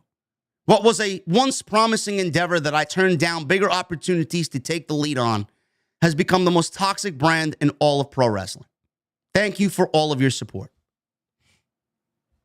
Tyrus was made into the NWA World Champion, from what I gather here, because Billy Corgan wanted to make Nick Aldis look like a fucking fool for what he said. That's basically what I get out of this, and that's the gist of it. That was it. People online crying about Tyrus and fucking the NWA. I mean, now they have to live with the fact that Tyrus, who is probably one of the worst professional wrestlers on the face of the fucking planet, is now holding the NWA World Championship. And Billy Corgan made himself look like a fucking fool. He goes on and on and on about level of standard, very high level of standard in the NWA, but then gives the fucking World Championship to Tyrus. So he completely made himself out to be 100% a fucking hypocrite. And the NWA probably lost many, many, many fans on top of the fucking very few that they already have last night with Hard Times. I don't get it. So instead of holding true to your values and giving either Cardona or Murdoch the fucking win, you want to give the fucking title to Tyrus. This is what people were arguing about online Saturday night. Who's watching NWA? I got more people watching this fucking show, my show, weekly, than I have NWA monthly. Give me a fucking break with this shit. Tyrus is a joke. NWA is a joke. Nick Aldis, I'm happy he left. If that's the fucking business that Billy Corgan's going to go out there and conduct, I'm glad he left. Who the fuck wants to be there? What Billy Corgan did proved Nick Aldis right in every sense of the word. Hypocrite down to the T. Now they have to live with Tyrus as their world fucking champion. Shifting gears to Monday Night Raw. Now we're going to get back to real wrestling. Brodus Clay, yes. Tyrus is Brodus Clay, yes. Austin Theory. Austin Theory made history on Monday with his failed cash-in attempt. Austin Theory cashed in his Money in the Bank briefcase on Seth Rollins, which did not make any sense at all for the United States Championship. Now, Austin Theory cashed in on Seth Rollins after Bobby Lashley had brutally attacked him during what was supposed to be an open challenge before the match took place. Beat him up, and Austin Theory felt like, hey, I'm going to cash this in on the United States title, and I'm going to win an easy championship here. I'm going to get back my United States championship that I felt like I should have never even lost. Now, Theory did not win the championship. It made him out to be a complete blithering idiot, though he did make cash-in history as the first person to do so when opting to challenge for a secondary championship instead of a world championship. Theory had previously attempted to cash in on Roman Reigns for the Undisputed Championship at SummerSlam and then again at Clash of the Castle, but he ate an F5 from Brock Lesnar and he got punched in the face by Tyson Fury. Theory also teased cashing in for Braun Breaker's NXT Championship, which would have made another Money in the Bank first, as no man has ever cashed in for an NXT Championship match while holding the Money in the Bank briefcase. Now, it did not make any sense. None of this made any sense. Honestly, it insulted my intelligence. It insulted a lot of people's intelligence on Monday night. First of all, Austin Theory was holding the briefcase for a world championship opportunity. He cashes in for a United States it's not in the rules. For a world championship opportunity. He thought with months remaining, he had till July to cash in the briefcase. You mean to tell me that he thought whatever happened on Monday would be the greatest opportunity that he could have found himself in to cash in this briefcase for a championship? So let me go for the United States Championship and let me not even contemplate maybe a world title, an intercontinental title, a fucking NXT title. He wants to go for the United States Championship. First of all, it should be for a world championship. That's what's in the rules. That's what we've been given for the duration of the lifespan of Money in the Bank. World championship opportunity. Not United States, not NXT, not intercontinental. Okay? Now, the second reason why I felt like this insulted my intelligence is that Austin Theory cashed in his briefcase on what was an open challenge. It was an open challenge, meaning anybody could have challenged Seth Rollins. Now, maybe not in that moment. The open challenge might have not been, the way it should have been. Maybe Rollins was not wanting to wrestle after what Bobby Lashley did to him. He didn't want to wrestle Austin Theory after what Bobby Lashley did to him. But even at that point, it's for a United States Championship. Why the fuck is he out there? Everybody called this bullshit. This made everybody look fucking stupid. It made the fans look stupid. It made Austin Theory look stupid. And then he loses the briefcase after still cashing in the Money in the Bank briefcase. He cashed the fucking thing in and could not beat Seth Rollins, who was brutally beaten by Bobby Lashley. A fresh Austin Theory, who only wrestled Shelton Benjamin on the show and won in 2 minutes. Everybody came out looking stupid on Monday. Now, I did say, I don't want to sound like I'm contradicting myself, but WWE, if they wanted Austin Theory to go back to NXT, get rid of this briefcase, go back to NXT and cash in on Braun Breaker, I would have taken that so much more over him cashing in on a fucking United States Championship. But at least at that point, it still can be considered a heavyweight championship or a world championship. It's the NXT World Championship. I would have taken that because we have seen the NXT Championship get cashed in on because Charlotte Flair beat Rhea Ripley for the NXT Championship by winning the Royal Rumble. Why that needed to happen when it happened, I don't know, but that was a thing. So they did it with the women. I would have liked to seen that, at least compared to this, done for Austin Theory.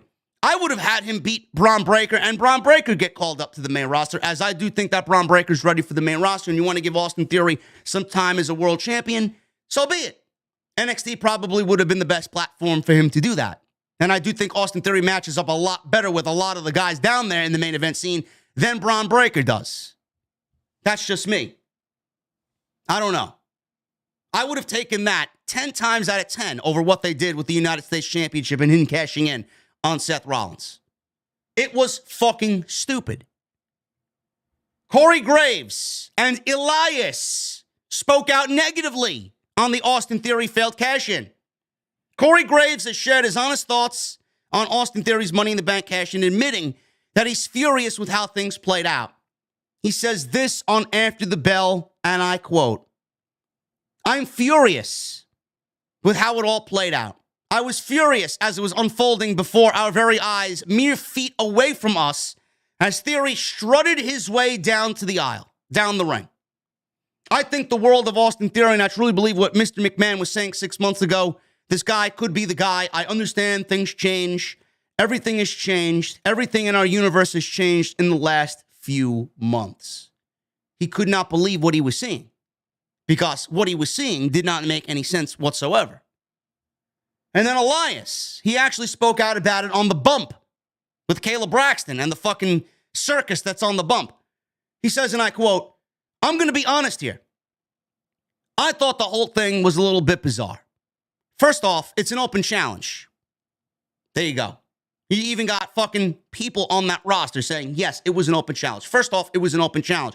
So what are you doing in the first place? Secondly, then he wants to use it on a random Monday Night Raw. If I was Austin Theory and I had Money in the Bank, I would have waited for a bigger moment and maybe somebody like Roman Reigns when they are vulnerable. So, hey, I get it. Seth, he's resilient. He did it. Again, he came out on top. But as for Austin Theory, I think the whole thing's bizarre all around. WWE, that's all they needed to do. That's all they needed to do. They could have waited for the opportunity when Roman Reigns would defend that championship on any night and have Austin Theory lose. That was it. And then you'd be wiped clean. Your hands would be wiped clean of the Money in the Bank briefcase. But they made the fans look stupid. They made Austin Theory look stupid. They made the briefcase look fucking worthless. Cashing it in on a United States title instead of a world championship. But the decision was made, and Austin Theory is no longer Mr. Money in the Bank. So where do we go from here? Why was it done? Triple H took that briefcase off of Austin Theory because it was merely a statement to the old administration. Triple H took that briefcase off of Austin Theory because we are now getting ready. This is the normal time where people with a brain start getting ready for WrestleMania season. Plans are in motion for WrestleMania season right now. WarGames is the last pay-per-view in WWE until the Royal Rumble. There will not be another pay-per-view in WWE all year outside of NXT Deadline on December 14th. Triple H does not want to have his WrestleMania plans with this big hump on his back, known as Austin Theory, bogging him down with the Money in the Bank briefcase. So he wants it gone. He wants to go into 2023 with a fresh slate. He wants champions where they need to be. He wants challengers where they need to be lined up with the champions that they will be facing going into WrestleMania season. He wants shows that are going to produce results, not with the Money in the Bank briefcase attached to it. This was the best decision to make. Could it have been a much better decision? Yes. But Roman Reigns may not defend the world championship for the rest of the fucking year. So Austin Theory may not have had an opportunity, but that doesn't mean you couldn't have done it in NXT. The NXT option was always there for him. WWE did this because they wanted to correct the wrongs that Vince McMahon did. Austin Theory should have never even won Money in the Bank. Seth Rollins should have been Money in the Bank. Seth Rollins should have won that ladder match, and he should be still holding that championship briefcase today. If Seth Rollins was Mr. Money in the Bank, there would not be a failed cash-in. There would not be a cash-in for a United States championship. Seth Rollins was the guy, and Vince McMahon wanted to give us Austin Theory. That was it. So basically, when you ask yourself, well, why did Austin Theory lose the briefcase? It wasn't because of everything else you hear everywhere else, it's because of what I'm telling you. Triple H did not want any of this to be an issue for him going into WrestleMania season. And Triple H, when he got there, always looked at Austin Theory as the future, but not with that briefcase. Austin Theory was never going to be the world champion. Ever. Especially now. He's not ready for it. He's not prepared for it. He's not beating Roman Reigns. Nobody's beating Roman Reigns. Roman Reigns is not losing the championship. From where we sit now, he's going through WrestleMania as the world champion. If I had my way, Cody Rhodes would be wrestling Roman Reigns and winning the world title at WrestleMania, but I don't think we're going there. Austin Theory was never cashing that briefcase in. So why hold him with it? Everybody knew that. But the question is, why did they go and do what they did? It really started questioning Triple H's motives. Are they burying Austin Theory? No. Triple H is not burying Austin Theory. If I was a betting man, Triple H probably thinks the world of Austin Theory. Triple H's team hired Austin Theory. Why would they bury him?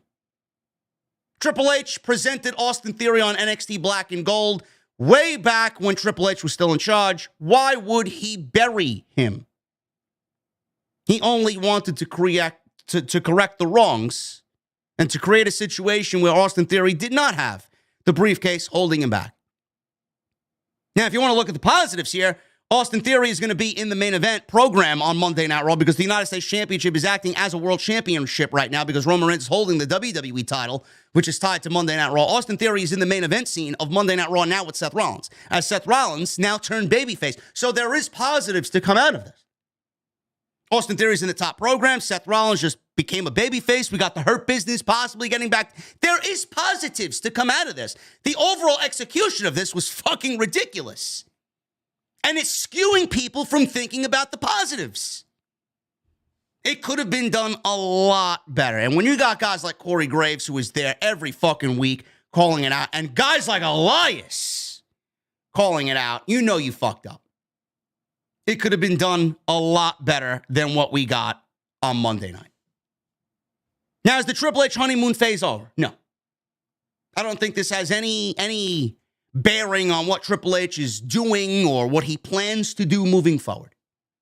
Triple H is still, right now, to me, presenting the best television product on WWE television in many, many years. He's presenting the best product, in my honest opinion, on all of weekly television, and you could take that to the fucking bank. You could quote me on it. WWE TV's been better than AEW television since Triple H has taken over.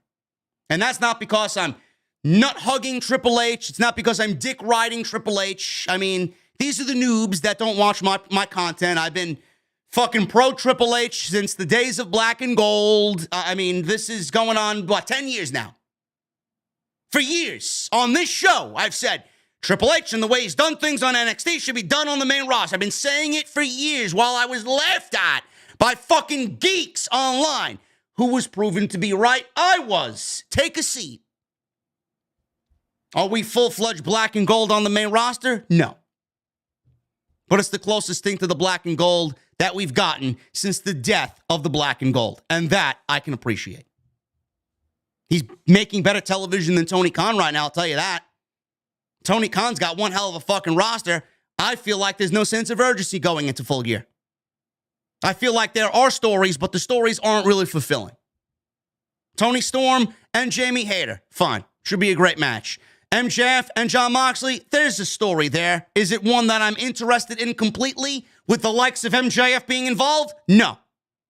No, I'm not. The Acclaimed and Swerve in Our Glory, it's probably the most important thing that I'm looking forward to outside of MJF winning the World Championship on Saturday. That's the one thing I'm looking forward to most. Jungle Boy and Luchasaurus in a steel cage match. Long-term booking. It may be the only match on the card that really embodies long-term booking. Jeff Jarrett and Jay Lethal versus Sting and Darby Allin? No.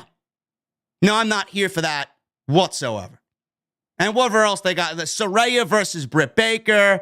We got Kenny Omega and the Elite possibly coming back. I mean, Full Gear is going to be a good show if they keep it to what they have now. But You got to be out of your fucking mind if you think AEW television is creating better programming than WWE right now. They're not. The Ring of Honor World title should be great too. Jericho, Danielson, Guevara, and Claudio should be great.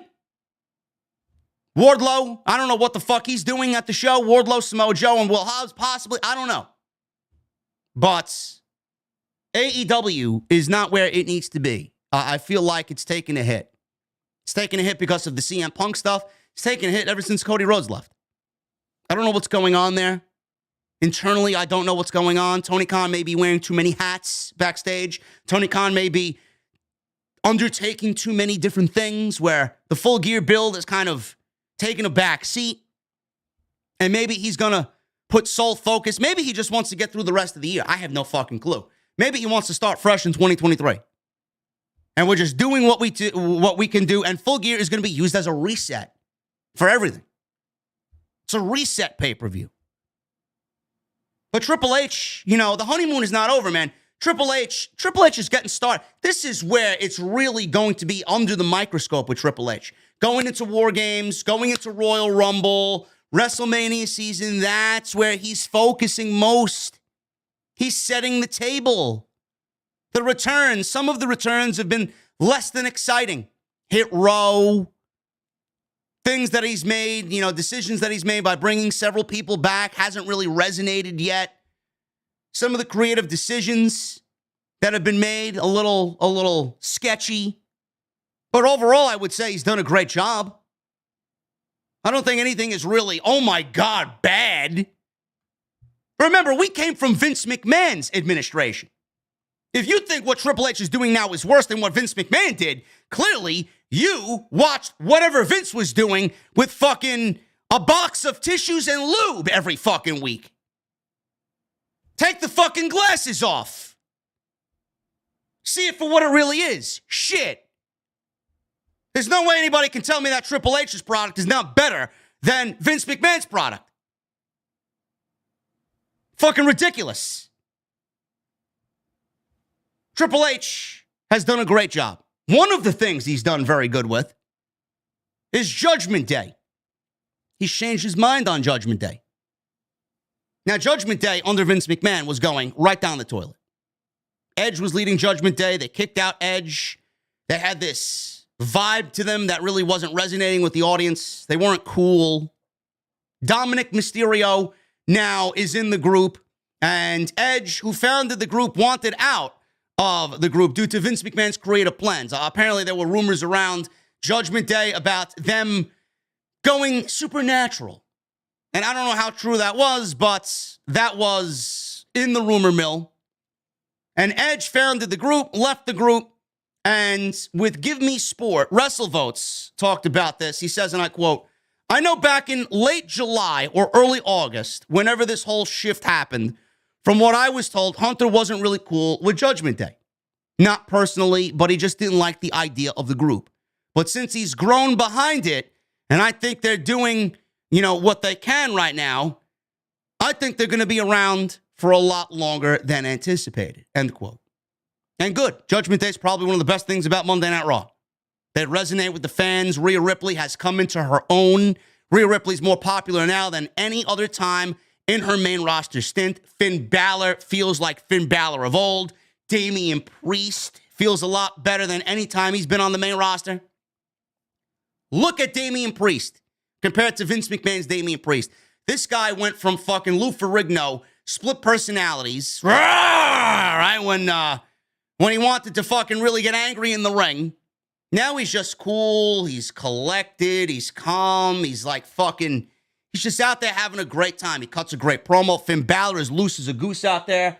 Finn Balor is probably, with what he's doing, he's resurrected his main roster run. What was he doing?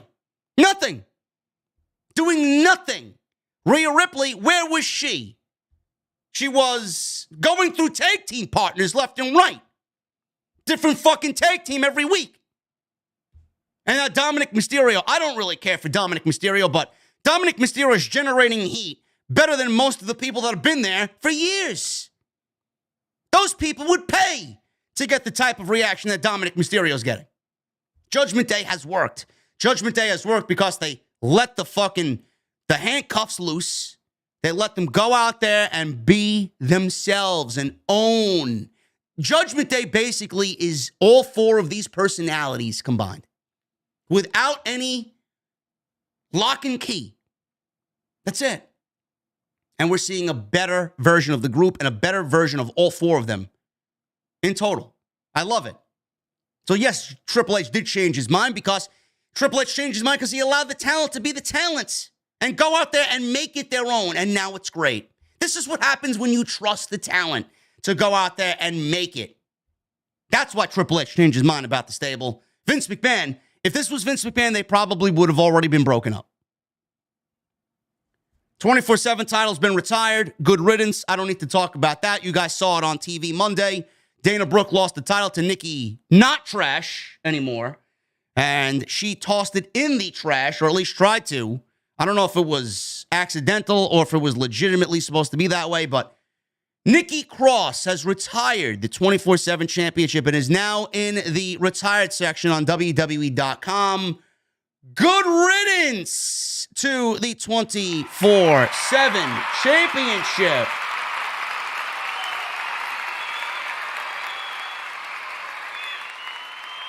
I know. It's great.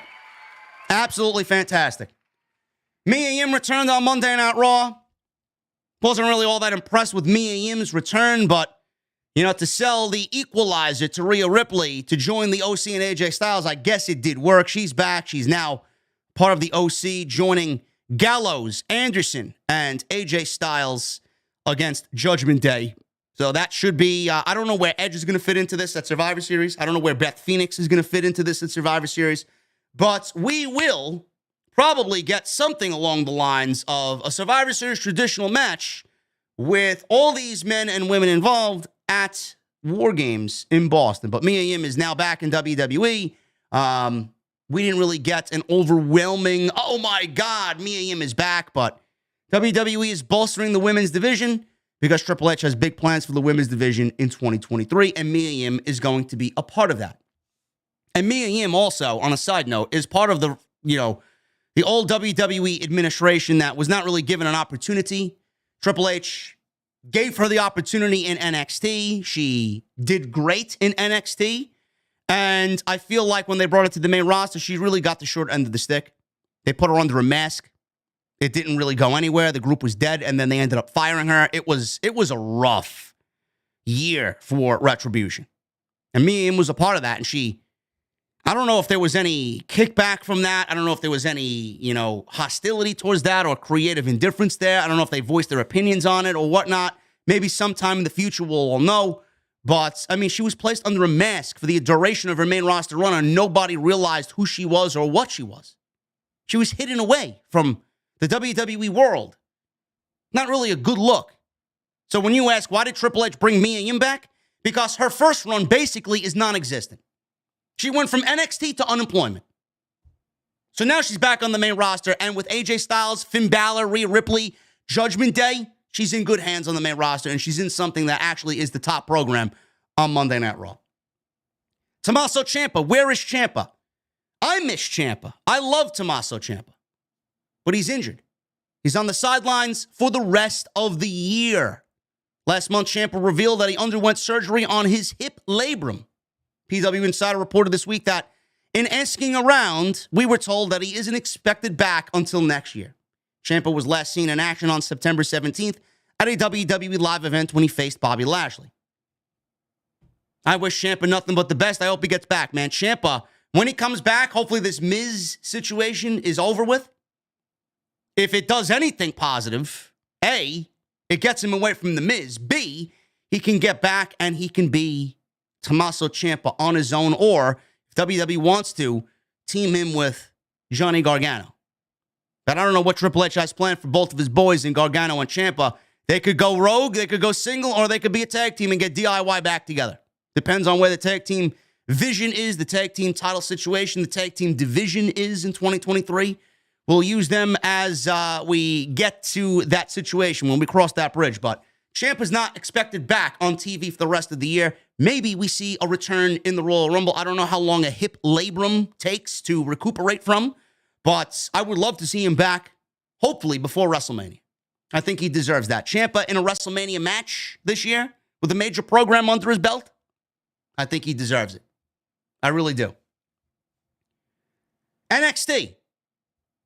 Injured star Tiffany Stratton set to return to NXT soon. I know I'm a big fan of Tiffany Stratton.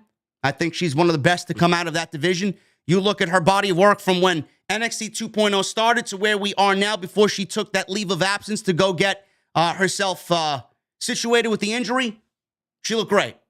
I thought Tiffany Stratton looked really, really good. She was coming along quite nicely. She was in there. And the one thing I liked about Tiffany Stratton is because she wrestled like a wrestler. You know, for someone that really didn't do this for a long time, she was from a gymnastics background. She came into the WWE world, learned this pretty quickly. And it's amazing to see how someone has no background in WWE or pro wrestling and comes in and takes it and learns as quickly as she does. I love that. I do. And she wrestled physical. She took bumps in there. Her offense looks better than a lot of the women on the main roster. So if she's coming back, I think that's a huge plus for not only NXT, but the overall women's division. So Stratton's last match happened on August 23rd. It was a lights-out match against Wendy Choo, who went over. Since then, Wendy Choo has been working main event tapings where she beat Tamina. This is as of this week. I don't know if WWE is interested in bringing her to the main roster, but I don't know with that gimmick, man. I do not resonate with that gimmick. I don't. But I could see the kids. I could see the kids going for Wendy Choo's gimmick. I think the kids, the younger audience, would find Wendy Choo's gimmick to be a little bit, interesting. But for the adult audience, this is going to end. I guarantee you, I'm calling this right now. When Wendy Choo makes it to the main roster, if she makes it to the main roster with that gimmick, it's going to be just exactly like Nikki Ash was on the main roster. No reaction. Nobody's going to get it. It's cringe. You know, it fits a very niche audience, that younger demographic. And if it works, it works. I'm not expecting it to. I think it's going to end up just as bad as Nikki Ash was. But Tiffany Stratton is going to be back, and hopefully she makes a return soon to NXT. She was on the injured list as well. No reason for the injury, but we'll see her when she gets back. I don't know. Cameron Grimes is set to move to the main roster. This past Tuesday on NXT, Cameron Grimes faced off against Joe Gacy in singles action. He was beaten by Gacy pretty quickly thanks to Ava Raine. On Wrestling Observer Radio this week, Dave Meltzer noted that there are plans to bring Grimes to the main roster following his program with Gacy. Brian Alvarez noted that it looked like WWE finished up the feud based on the finish of the match. He says, and I quote, Cameron Grimes is expected to go to the main roster. I was told he's going to finish up with Gacy and then go to the main roster. Great. You can just tell when somebody's ready to go to the main roster. Joe Gacy, I don't know what they got going on with him. That's a whole nother can of worms I'll attack on a different day. But Cameron Grimes, he's ready for the main roster. You just know when someone is ready for the main roster. Now, when he gets to the main roster, what type of gimmick is he going to have? I know they shed, Vince McMahon at least, or Bruce Pritchard did when they were down there running the show. They shed that millionaire Southern gimmick that he had when he was managed by Ted DiBiase or wanted to be managed by Ted DiBiase, battling over the $1 Million Championship with LA Knight. They got rid of it. I actually loved that gimmick. I did. I could see that returning if they want, but to be honest with you, if he makes the main roster right now, what gimmick? Who is Cameron Grimes? Who is Cameron Grimes to the main roster? He doesn't even have a gimmick in NXT. Now, I'm going to will this into existence, not because I want to have it happen, but I just sense that this is where they're going to go. Cameron Grimes is going to make it to the main roster, and they're going to pair him with Baron Corbin. And they're going to pair him with JBL. And if that's the case, his main roster career is already dead to rights. Because Baron Corbin's going nowhere, and JBL is fast-tracking that for Corbin. It is absolutely terrible television. So why would you go and do that? The best thing for Cameron Grimes is for Triple H to go back and do what Cameron Grimes did when Triple H was running Black and Gold. Cameron Grimes has no gimmick right now, but he's ready for the main roster. It's going to be a very difficult sell to the main roster audience to bring Cameron Grimes to a Raw or SmackDown and have him get over. He needs something, and right now, he has nothing. Triple H is set to give KC Navarro, indie standout KC Navarro, a private tryout in WWE. 23 years old, considered to be a rising star. He is on the smaller side. I believe he's about, he may be 5'3", 5'4", if I'm not mistaken. I know the height's going to be a problem. I know it's going to be an issue with all the fucking marks online. But Navarro is being considered for a private WWE tryout. He's wrestled 300 matches. He's wrestled in Impact, MLW, Warrior Wrestling, and Defy. He's wrestled for House of Glory as well. He's an independent standout. He's wrestled on AEW Dark between October 2020 and March 2021. And WWE recently announced its fall 2022 class of Performance Center recruits, revealing the 14 names that have joined the promotion on developmental deals. I do not have the names of those men and women right now. Many of the names announced were a part of the July 2022 set of tryouts in Nashville ahead of this year's SummerSlam Premium Live event. So basically nobody from the independent circuit. It was all hand-me-downs from other sports and people who failed at their last endeavor through college sports or gymnastics or amateur wrestling or whatever the case may be. Now they want to be a WWE NIL recruit. So the names are not going to be very familiar with anybody. So KC Navarro, excellent. He's got charisma for days. He's a good-looking guy. He knows how to wrestle. He knows how to cut a promo. There's a lot of what KC Navarro brings to the table that Triple H is going to love. And if he gets a private tryout, there's no doubt in my mind that he's going to be brought to NXT. If KC Navarro is getting a private tryout in NXT, he's going to be on NXT within the next 6 months, probably before that. Easy. Easy. Now, the height may be a problem. I see people already mentioning in my comment section when I talked about this during an extra during the week, his height's going to be a problem. I know it. But if you guys enjoy Carmelo Hayes' work, then you're going to enjoy KC Navarro's work. And if Carmelo Hayes is set for a main roster call-up himself, having Carmelo Hayes leave the brand and having his spot replaced by somebody like KC Navarro, who may be even more charismatic than Carmelo Hayes, is a great position to be in. He's going to get the job no matter what. Once he gets that tried, he's going to get the job. It's all up to him to take it from there. And what gimmick they give him and how they present him, it's going to be a challenge. And that height issue is going to be a challenge. In Triple H's WWE, it may not be as big of a problem as it would be in Vince McMahon's WWE, but it's going to be a hard sell for the casual audience because when you got somebody in there that's 5'3", 5'4", that's going up against, somebody on the main roster, it's going to be a difficult sell to sell that legitimacy. I don't know. We'll see. There's a lot of guys on NXT that are in that same boat. Wesley is tremendous. Nathan Frazier is tremendous. KC Navarro is very good. I won't say he's tremendous yet, but WWE's got a lot of guys like that. It depends on how they're presented and how they are allowed to go out there and really get themselves over. It's going to make a world of a difference. It really is. But Triple H, this is what I love, man. Everybody has a spot. Everybody's being given an opportunity. If you don't make it, hey, at least we gave you the opportunity. AEW Dynamite. Let's shift gears to AEW, man. Eric Bischoff. I don't like talking about Eric Bischoff because I think his opinion is shit. But Eric Bischoff gives his opinion on if Triple H should be interested in CM Punk. CM Punk, his future in AEW, uncertain. We don't know what's going on. Contract buyout is being rumored from AEW.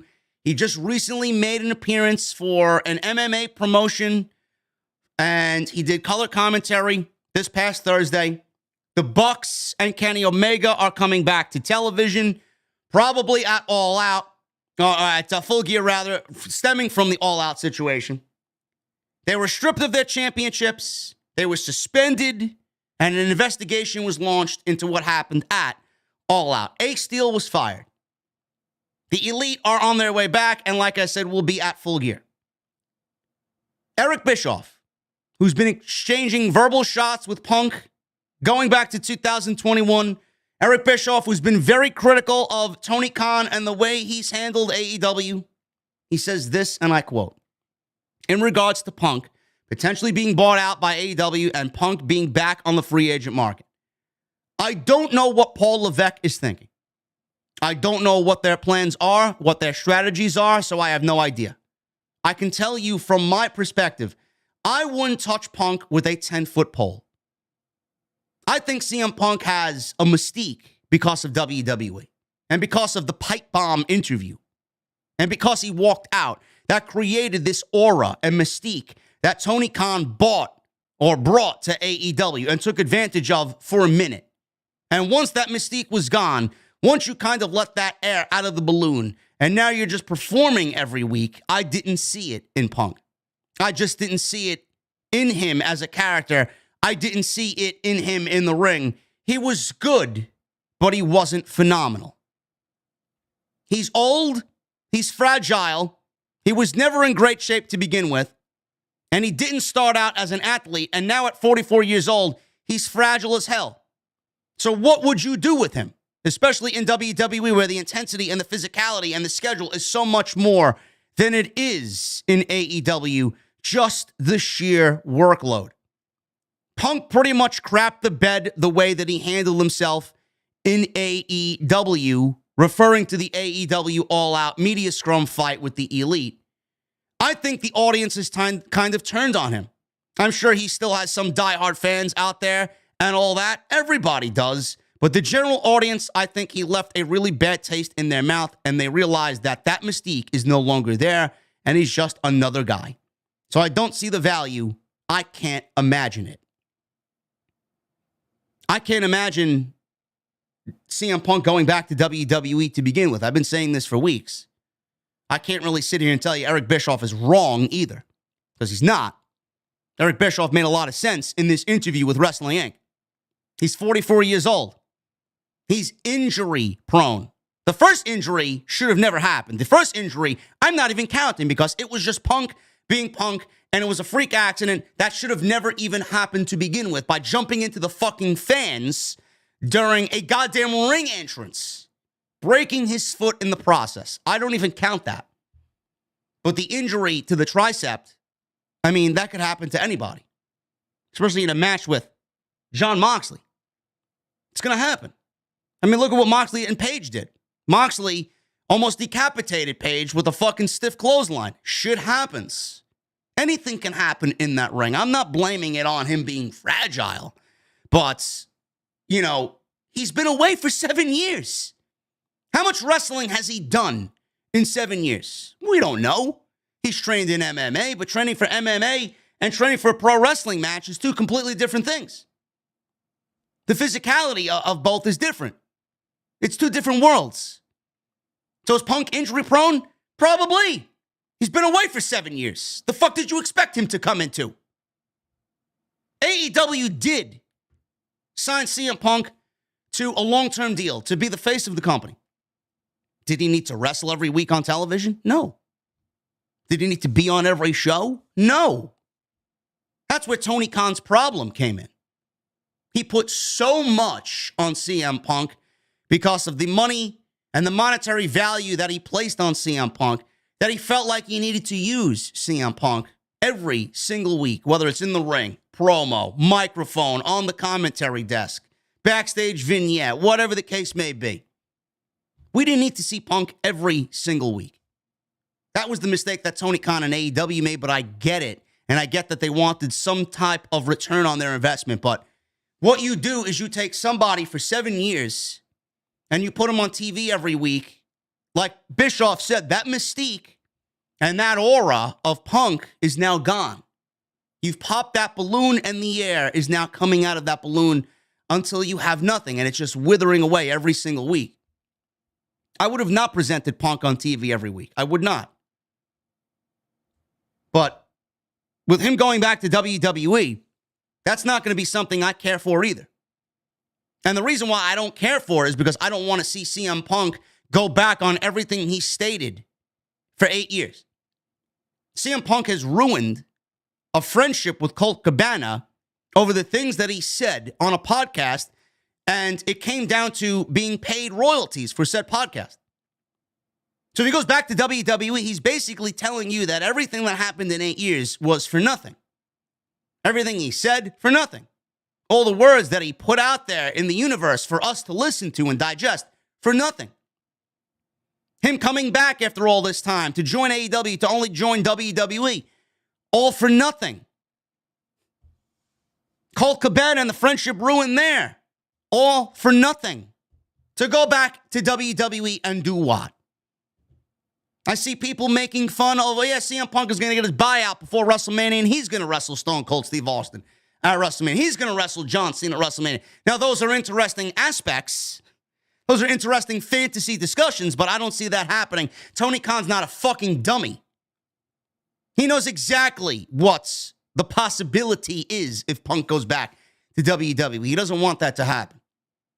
It's probably best if Tony Khan just pays him to sit at home and do nothing and go about the rest of your life. Go do MMA, go walk the dog, go hang out with your wife, go do what you got to do. WWE, what good is there for WWE and CM Punk? The only reason why CM Punk would go back to WWE is, A, money, if he's bleeding money, if he's hemorrhaging money and needs a fucking payday, which I don't think he does. A, number two, Triple H would desperately want Punk back to stab the knife in Tony Khan and AEW's back. Ha, ha, ha, we got Punk. That's the only reason why I could see Triple H really interested in CM Punk. But him going back there, who do you want to see him wrestle? Cody? Seth? Roman? Somebody told me that Roman is willing to do business with CM Punk. Clearly, that would be something I'm interested in, but CM Punk going back to WWE would make everything he said for 8 years absolutely. He would have zero reputation. Zero. If you have no reputation, if you have no soul about you, you're worthless. CM Punk bared his soul for 8 years. If you give that up to go back to WWE, you have nothing. That is all. That basically, that is the mystique of CM Punk. And that mystique is deflated by what he did in AEW. You know, part of my conspiracy theory side is thinking Punk went to AEW to fucking do this shit at All Out for WWE, to go back there eventually. Now, I know that's not the case, but I mean, thinking out loud, what's real, what's not real? Is this a work? Is this a shoot? Are they going to get back on the same page? If CM Punk is smart, he'd get back on the same page with Tony Khan and AEW and make money out of this and wrestle the elite and get the elite into a major program with himself. Selling out a stadium for their first stadium show. Punk versus Omega would sell out. Thousands of people would come see that. But the fans, Bischoff said it left a really bad taste in the general audience's mouth. The fans have turned on CM Punk. He still has diehard fans out there. And I do think that's the case. When you're an AEW diehard, who are you going to side with? You're going to side with the elite and Kenny Omega, or you're going to side with CM Punk? You're going to side with the elite. Without AEW, or without the elite, rather, there is no AEW. Without Tony Khan, there's no AEW. Punk just walked on into the locker room thinking that, you know, he can be the number one guy after everything that they've built. And, hey, I'm here now. You're saved.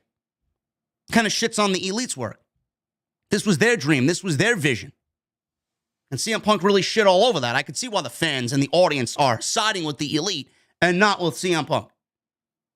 But I can't really sit here and tell you Bischoff is wrong. Bischoff is not wrong, and Bischoff does make a lot of sense in this CM Punk discussion. Bandido. He is now all elite. Meltzer talked about why Bandido chose AEW over WWE. He says, and I quote, "In the end, he realized he couldn't sign with WWE because he's got a child in Mexico, and his significant other doesn't want to move from Mexico, and he doesn't want to not see his child all the time." End quote. If he signed with WWE and they wanted him to start in NXT, he would have to move to Florida. If he got to the main roster, he would be on the road more than AEW. Bandido is slated to make a AEW splash as he is in the World Title Eliminator Tournament. He's defeated Roosh on Friday night's Rampage, and the winner of that tournament is going to get a title match at Winter is Coming on December, I believe, what is that? The middle of December. It might be the first week of December. right before the Ring of Honor pay-per-view. So Bandido signed with AEW because it was a lot easier on his schedule and it gives him a little bit more of personal time at home. Fine. That's a great decision to make. Nobody can sit there and tell Bandido the decision that he made is wrong because he made the best decision for Bandido. And I think Bandido is incredible. I think Bandido, listen, I could sit here and tell you that Tony Khan signed way too many fucking people for AEW that he doesn't know what to do with. But having somebody like Bandido on the roster, man, you would think that he's going to be a solid guy for a TNT title or All-Atlantic Championship.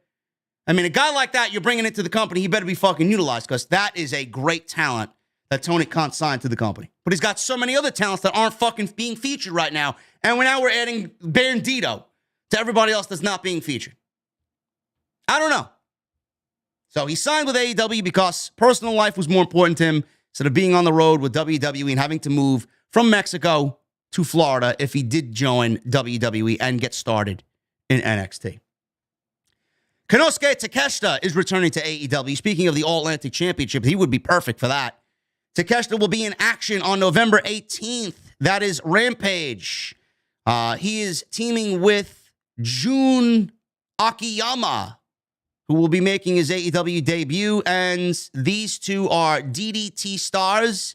And Eddie Kingston has requested Akiyama in the ring, and Tony Khan has delivered. Eddie Kingston and Ortiz will wrestle Takeshita and Akiyama on Rampage, which should be very interesting. Takeshita gained popularity in the States and in AEW during his international excursion earlier this year. The star impressed so many in the wrestling industry against Eddie Kingston, Hangman Page, Jon Moxley, and Claudio Castagnoli. Takeshita wrestled last in AEW during his U.S. excursion on August 10th. It was a Dark Elevation taping. It was against Cesar Bononi that aired on the August 15th episode. So that's Full Gear Friday. Rampage will be live, and Rampage, that will be the go-home show for Full Gear on Saturday. Takeshita, I mean, if he's back in the States full-time, he needs to be in AEW. He does. I mean, he is fucking incredible. And I'd love to see him get a bigger role. If he's going to be here longer, I'd love to see him get a shot at the TNT title. I'd love to see him get a shot at the All-Atlantic Championship. I think Orange Cassidy's great, but having somebody like Takeshita hold that championship and do what Takeshita does holding that title, you can't get any better than that, man. I think that's a great pickup for AEW. I'm glad that he's back. I really do. He's great. That's the type of guy that the AEW audience wants to see more of. That guy. I love it. Hangman Page, he's left Twitter. We talked about this earlier in the week. Hangman Page has taken a hiatus off of Twitter. He did say he's not deleting his Twitter account, but he did say he would be deleting it off of his phone. Now, he's not an active user, or he's not as active as many people are on Twitter. So this may stick, and the tweet that he put out may be the last we've seen of him on the platform for a long time, for several months. Page did not outright say that his exit is related to Elon Musk buying Twitter, but the timing does match up. Mick Foley was the recent exit from Twitter in the pro wrestling world, the most notable, I should say. He briefly returned to Twitter after exiting Twitter after the Musk acquisition to basically tell everybody to go out there and vote.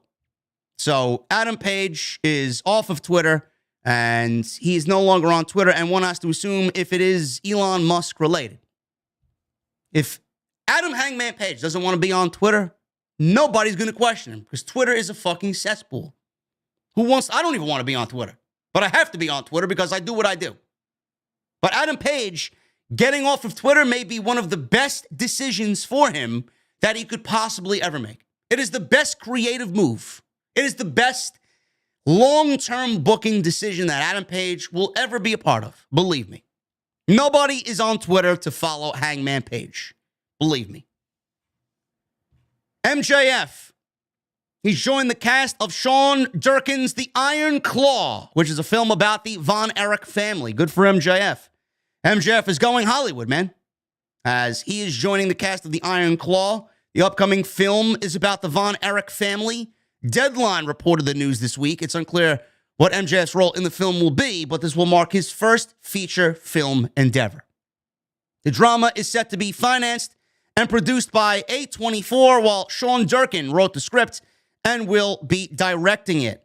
The family was iconic in Texas, and while they had a ton of success in wrestling, they also experienced the lowest of lows. Fritz von Erich, the father of the wrestling family, had 5 of his 6 sons predecease him. Jack Jr. was accidentally shocked and drowned in a puddle at 6 years old.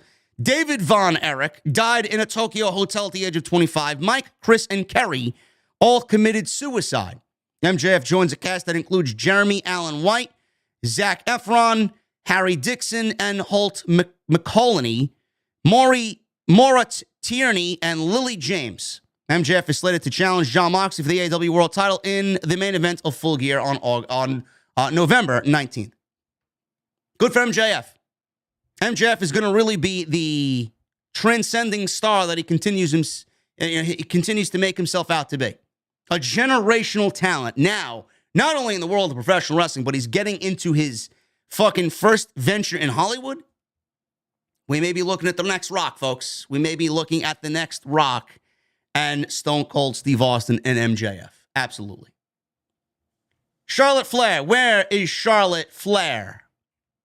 Charlotte Flair has been absent off WWE TV, and a lot of people are speculating that she is imminently returning.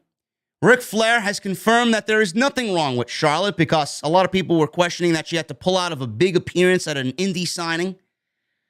Onto the podcast that he did conduct, To Be the Man, Ric Flair confirmed that there's nothing wrong with Charlotte and she's healthy, but he has no idea when she will be back on TV. Flair said, to be very honest, I have no idea. She keeps everything to herself. I know when she's talking. I know she's talking to the company, but I don't know any more than that. If I did, I couldn't tell you anyway. She doesn't trust me to tell me anything because I can't keep my mouth shut.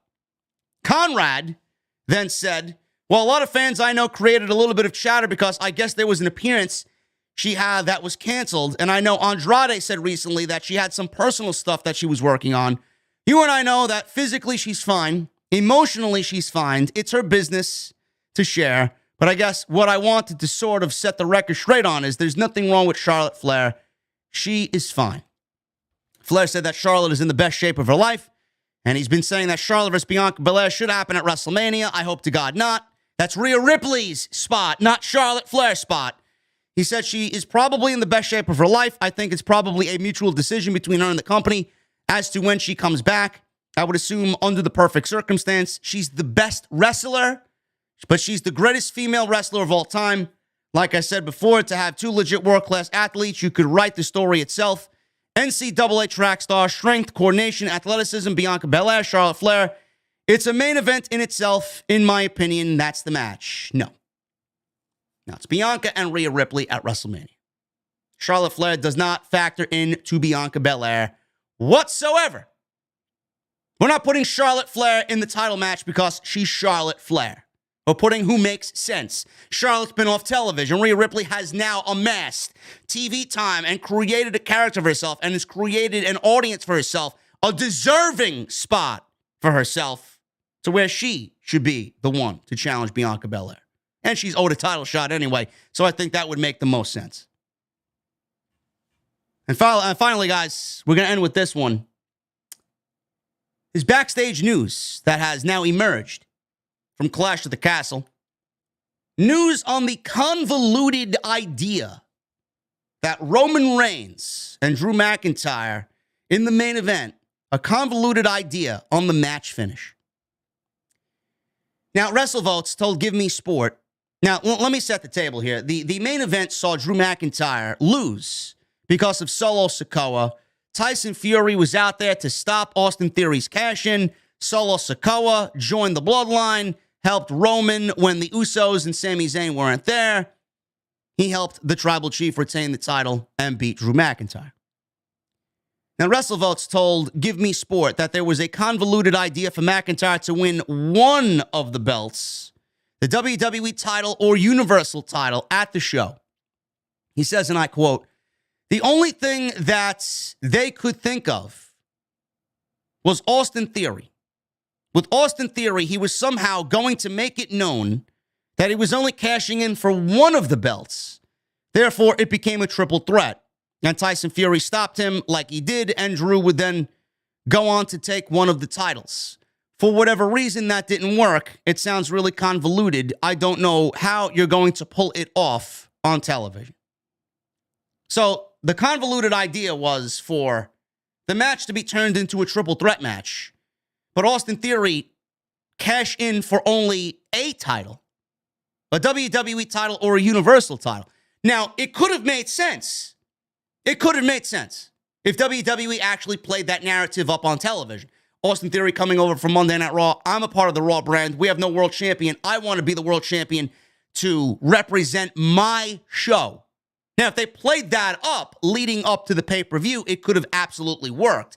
And Drew McIntyre, if they wanted to really have Drew McIntyre win the WWE championship or win a championship, he didn't have to do it by pinning Roman. He could have pinned Austin Theory because at that point, Austin Theory would have made the match a triple threat match. He would have included himself into the outcome. And McIntyre could have pinned Austin Theory to win the WWE Championship because Austin Theory, with the cash-in, changed the rules of the match. Roman would be a non-factor. But they, WWE, they say it's a convoluted idea. I don't think it's that convoluted. It could have worked if they set the table correctly. But at the end of the day, they don't want Roman Reigns to lose going into his match with possibly The Rock at WrestleMania. And I don't see Roman Reigns losing the championship November, December, January, February, March, April. I don't see him losing the championship at all. He's going right through WrestleMania up until what I predicted will be 1,000 days as Universal Champion. WWE loves their records. WWE wants that in the record. That record, WWE will have Roman Reigns as long as they can have him as champion to set a record that will never be broken. That's what they're planning to do. Roman Reigns is not losing. That's their biggest hang-up. They didn't want Roman Reigns a part of anything where he would be in the L column. Is it convoluted? No. WWE's perception and mentality on Roman Reigns is the only thing convoluted. The match outcome and the way that it could have worked, and it was not convoluted. Anyway, guys, that is all I got for you. And that wraps up episode 452 of the podcast right here on Off the Script. We're going to get into the super chats right now. I appreciate you guys joining me, man. We got one new member tonight, and we got several recommitments, which I appreciate. We got Corey Williams. We got Garner Hara. We got John Lamey. We got NC07. We got Go Dogs. We got Robert Hall. And we got Mel's Matt Chat, all with recommitments to the VIP club. And we have a new membership from... Who is our new member today? We got one new member today, and it may be Roode Trent, if I'm not mistaken. Roode Trent is a new member tonight on the podcast, man. Thank you guys very much for all of your support. Follow me on social media at JD from NY206. That's Twitter, Instagram, TikTok, and Cameo. Make sure you guys hit that subscribe button down below. Turn on the bell for notifications. And make sure you go and check out all the other content on the channel. It's all on the homepage for you. It's all categorized in its own playlist. Go and check it out. And please continue to hit that thumbs up, guys. If you are in the chat and have not hit the thumbs up, I would appreciate 1,000 likes minimum right here on OTS. Sinister Classic with a $5 super chat. I want to take a moment to remember the late but oh so great Eddie Guerrero. We lost him 17 years ago today. We miss you, Eddie. Viva la raza. Cheers to all. Eddie Guerrero was one of the greats, man. 17 years. It's crazy. 17 years.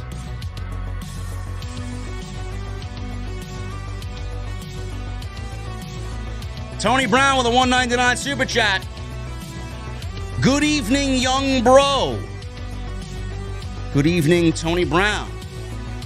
Jeremy Harris with a $5 super chat. Just showing My support, JD. Enjoy the rest of your night. Cheers to the VIPs in this great podcast. Thank you so much, Jeremy Harris. I appreciate you, brother.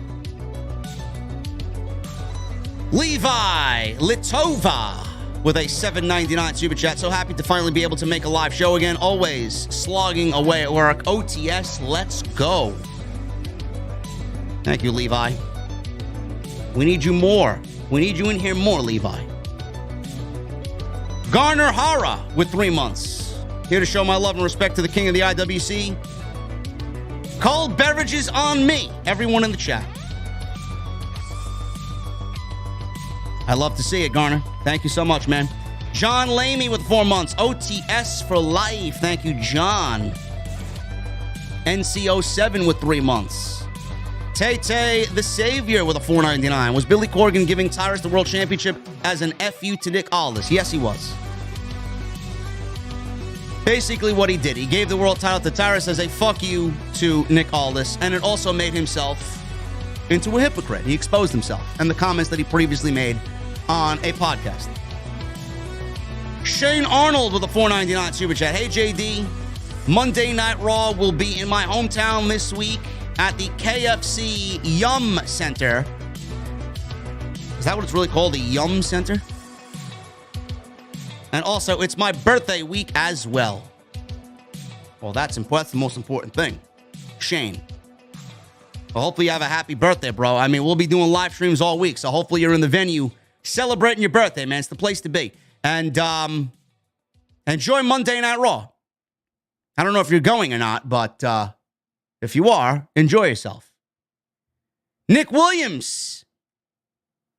3 things. Can't wait for WarGames and Full Gear. I'm excited for both. I really am.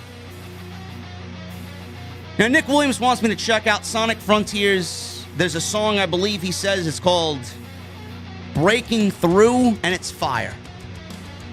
I have to check it out. I got to see what's going on with that.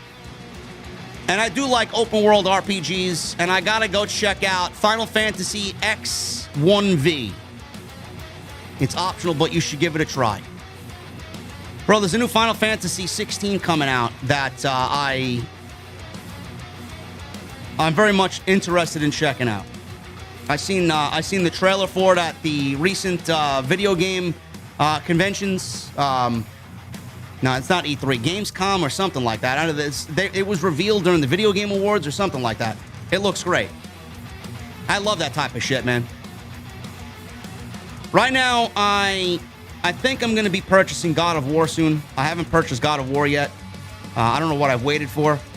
I've been playing a lot of Modern Warfare 2, but there's really nothing else to do until the season starts next week. But outside that, man, you know, Destiny's dead. I can't find anything interesting to do on Destiny 2 until the new season starts. Everything's in a lull right now, man. Everything. Wrestling's in a lull. Video games in a lull right now. I don't know. Thank you, Nick Williams, with the $100 super chat, bro. I appreciate you, man. Thank you so much for the support. Ulysses with a $10 super chat. Ulysses is getting oozy. JD, in a general perspective, do you think they will bring back Sasha before WarGames or possibly make her a mystery partner that will be revealed at WarGames to get some shock value then? Probably. I could see her being a shock teammate. Which would kind of be predictable, but I think it would... I think you want to save a moment like that for pay-per-view. Go Dogs with a 5-month. What do you think the Nick Aldis situation is heading after leaving NWA, WWE? If anything, I think Triple H would bring him in. I really do. I think Nick Aldis would thrive in WWE. AEW does not need any more talent. James with a $5 super chat. JD, you say that there has to be some blood in the WarGames match, but of the ladies, who do you think is going to bleed red, and how do you feel about Full Gear? I could see Dakota bleeding. I could see Nikki Cross bleeding as well. And I'm excited for Full Gear. I just hope that it delivers. And it should. Tony Khan usually delivers on pay-per-view. I'm just not genuinely excited about this show as I was previous pay-per-views. But we'll see. They always deliver on pay-per-view. I don't think that's their problem. But I do think the television shows have been lackluster as of late. I think the build has been,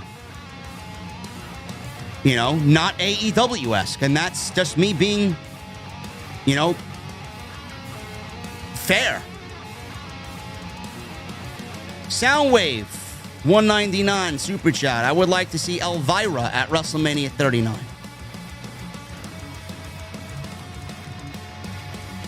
I don't know why you'd want to see Elvira at WrestleMania 39. How she fits there, I don't know, but who knows who WWE is bringing in. West Coast Samoan with a $20 Super Chat. Bloodline running WWE. Samoan national anthem, national team making the Rugby World Cup. Sami Zayn possibly representing the Isle of Samoa in WWE World Cup. My peoples are doing big things. Listen, bro. We love the Samoans over here, man. It's great. And Sammy's the honorary Oos, man. Sammy's the most Oosy out of all of them. Thank you, West Coast Samoan, with the $20 Super Chat, man. Appreciate you. James with a $5 Super Chat. JD, have you heard about the Bride Performs Shut Up and Dance With Me, Season 8, Episode 7, The Masked Singer from the other night? It's Les Champions. No, I did not. Bro, I don't watch those shows. I do not watch those shows at all, man. But that's cool, though. I mean, good for Jericho getting out there, man. Philip Newton with a $9.99 Super Chat. I say give Triple H 2 years to clean up the damage control Vince and Bruce did. It's the little changes. Philip, we've already seen those little changes, and there are more changes on the way. You can't undo everything in 3 months. Can't clean up everything in 3 months, man. It's got to be a calculated and strategic process, for sure.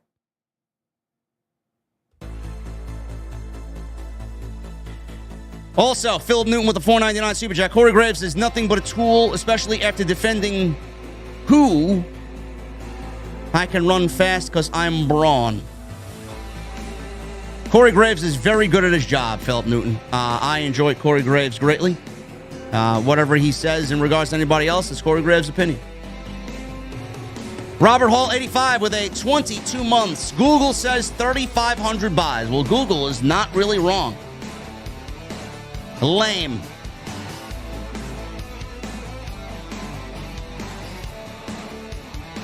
$2 Super Chat by Just the Juicy One. Tyrus is on TV nightly. Could be to get eyes on NWA.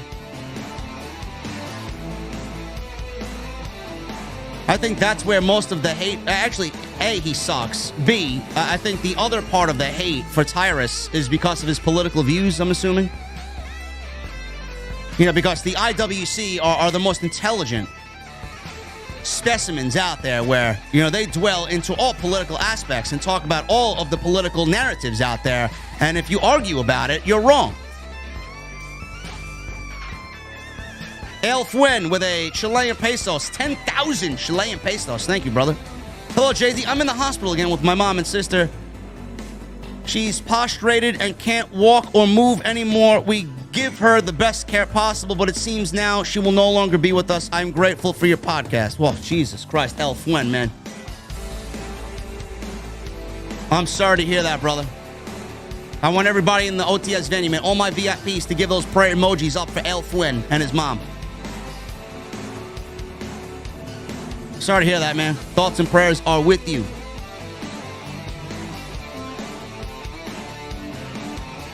Mel's Matt Chat with a 20-month membership. One, you are so damn hot. And second, can you shout out my BFF Edgar Alvarez that he's an amazing soul and I love him and I'm here for you always. Well, you just said it, Mel. Shout out to Edgar Alvarez. You're an amazing soul, brother. And Mel loves you. Tyler with a $4.99 Super Chat. Do you think Sasha Banks shows up at Stardom or WarGames? WarGames. Also, bringing back the sassy Southern Belle and having Sergeant Slaughter manage Lacey Evans will fix her. No. Absolutely not. I think Triple H needs to fix our viewing habits, and Lacey Evans needs to be off TV.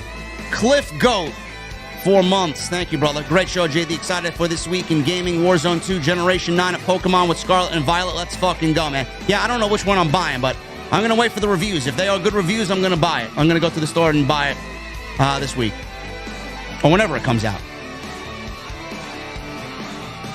Soma BT with a $1.99 super chat. Thumbs up emoji. Thank you, Soma. I appreciate you, bro. Bushi Clementine with a 3-month. Hope all is well for you, JD. Take care of yourself and have a great holiday, sir. Thank you, Bushi. Furious Nation with a $20 super chat. What's up, JD? Can't believe 17 years ago was the unfortunate death of the late, great Eddie Guerrero. Gone way too soon, and imagine the endless dream matches that he could have had he not passed. Excited for WarGames as well. Yeah, Furious, Eddie Guerrero, man, imagine. Imagine the matches that we could have had if Eddie was in good health, bro. Miggy Saito.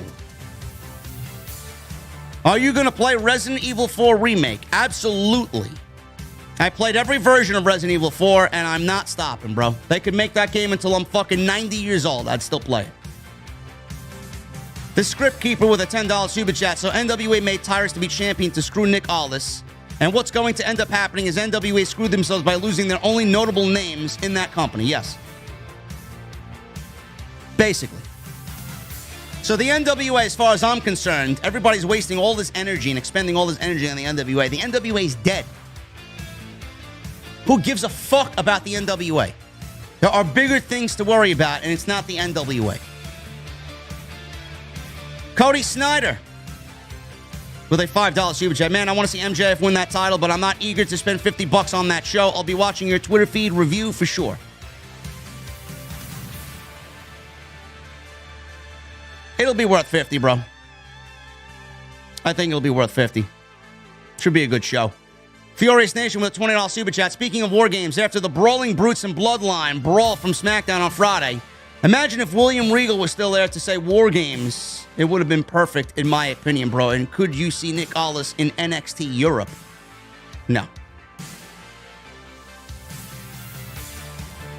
Yes, the WarGames build is definitely missing William Regal, for sure.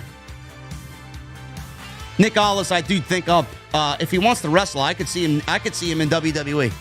I could. Just because Triple H appreciates the old school, and Nick Aldis is very much old school. Ricardo with a $1.99 super chat. He leaves me a microphone emoji. Thank you, Ricardo.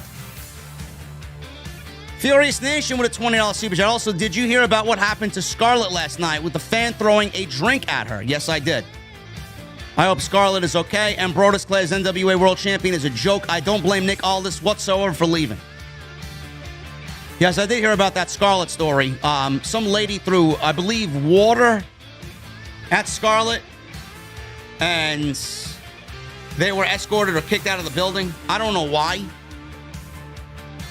This woman was a fucking mental case. I don't know why people go to shows and feel like they need to be a part of the fucking show. You're going to a wrestling show to watch these performers work. There's a reason why the barricade exists. Honor your fucking space behind the barricade.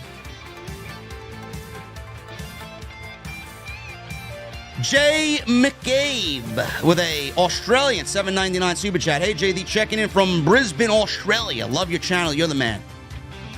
Shout out to you, McCabe. I appreciate you, brother.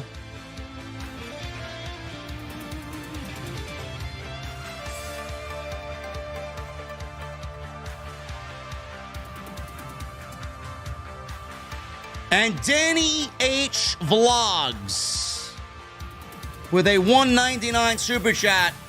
He says, R.I.P. to our childhood Kevin Conroy, Batman.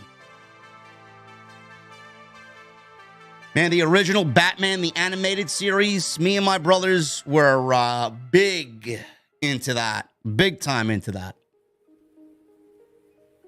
Absolutely. Guys, that's all I got for you on this Sunday night. I hope you enjoyed the show tonight. I hope that you had a good time. I will be back on Monday. We wrapped up this week. I will be back on Monday with Monday Night Raw. And any news that breaks, I'll have an extra for you. You guys know the deal. Any extras during the week, we'll wrap up the week like we usually do on Sunday with episode 453. We got Full Gear on Saturday. I'll be live on Monday, Wednesday, and Friday for the weekly show. Saturday live for Full Gear. Sunday with the flagship show. And any extras in between, giving you guys the up-to-date news. Appreciate you guys very much, man. We're about to get out of here. Venues closing up for the night. Getting ready for Monday Night Raw tomorrow.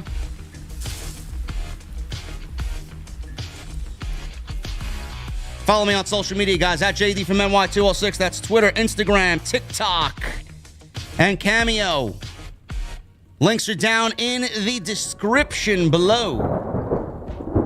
Continue to hit that thumbs up, guys. I need 70 more likes for 1,000. If you guys have not hit the thumbs up and are still here, hit that thumbs up. Thank you for the super chat, love. I would have loved to see more members tonight, but we got one member tonight, one new member, and several recommitments. Thank you guys very much. Furious with another $10 super chat coming in here. Also, I hope we do see Bobby Roode back soon on SmackDown. That would be glorious. I'll never forget his feud with Roddy on NXT with Marina Shafir. That was some good stuff, man. That was definitely some good stuff. Go check out all of the content on the channel. It's all on the homepage in its playlists. Go check it out. Hit that subscribe button down below. Turn on the bell for all notifications. And once again, guys, I will see you live right back here tomorrow night for Monday Night Raw from the venue on Off the Script. I need those ace emojis in the chat. I need those Mustang emojis in the chat. I need those rock on emojis in the chat. And most importantly, guys, when you hear that guitar solo come on, Sinister Classic even says, hit that like button. I need that music on max. Thank you for the 2 Sinister Classic. Guys, I'll see you tomorrow night from the venue right here on Off the Script from Monday Night Raw. I'll see you guys later.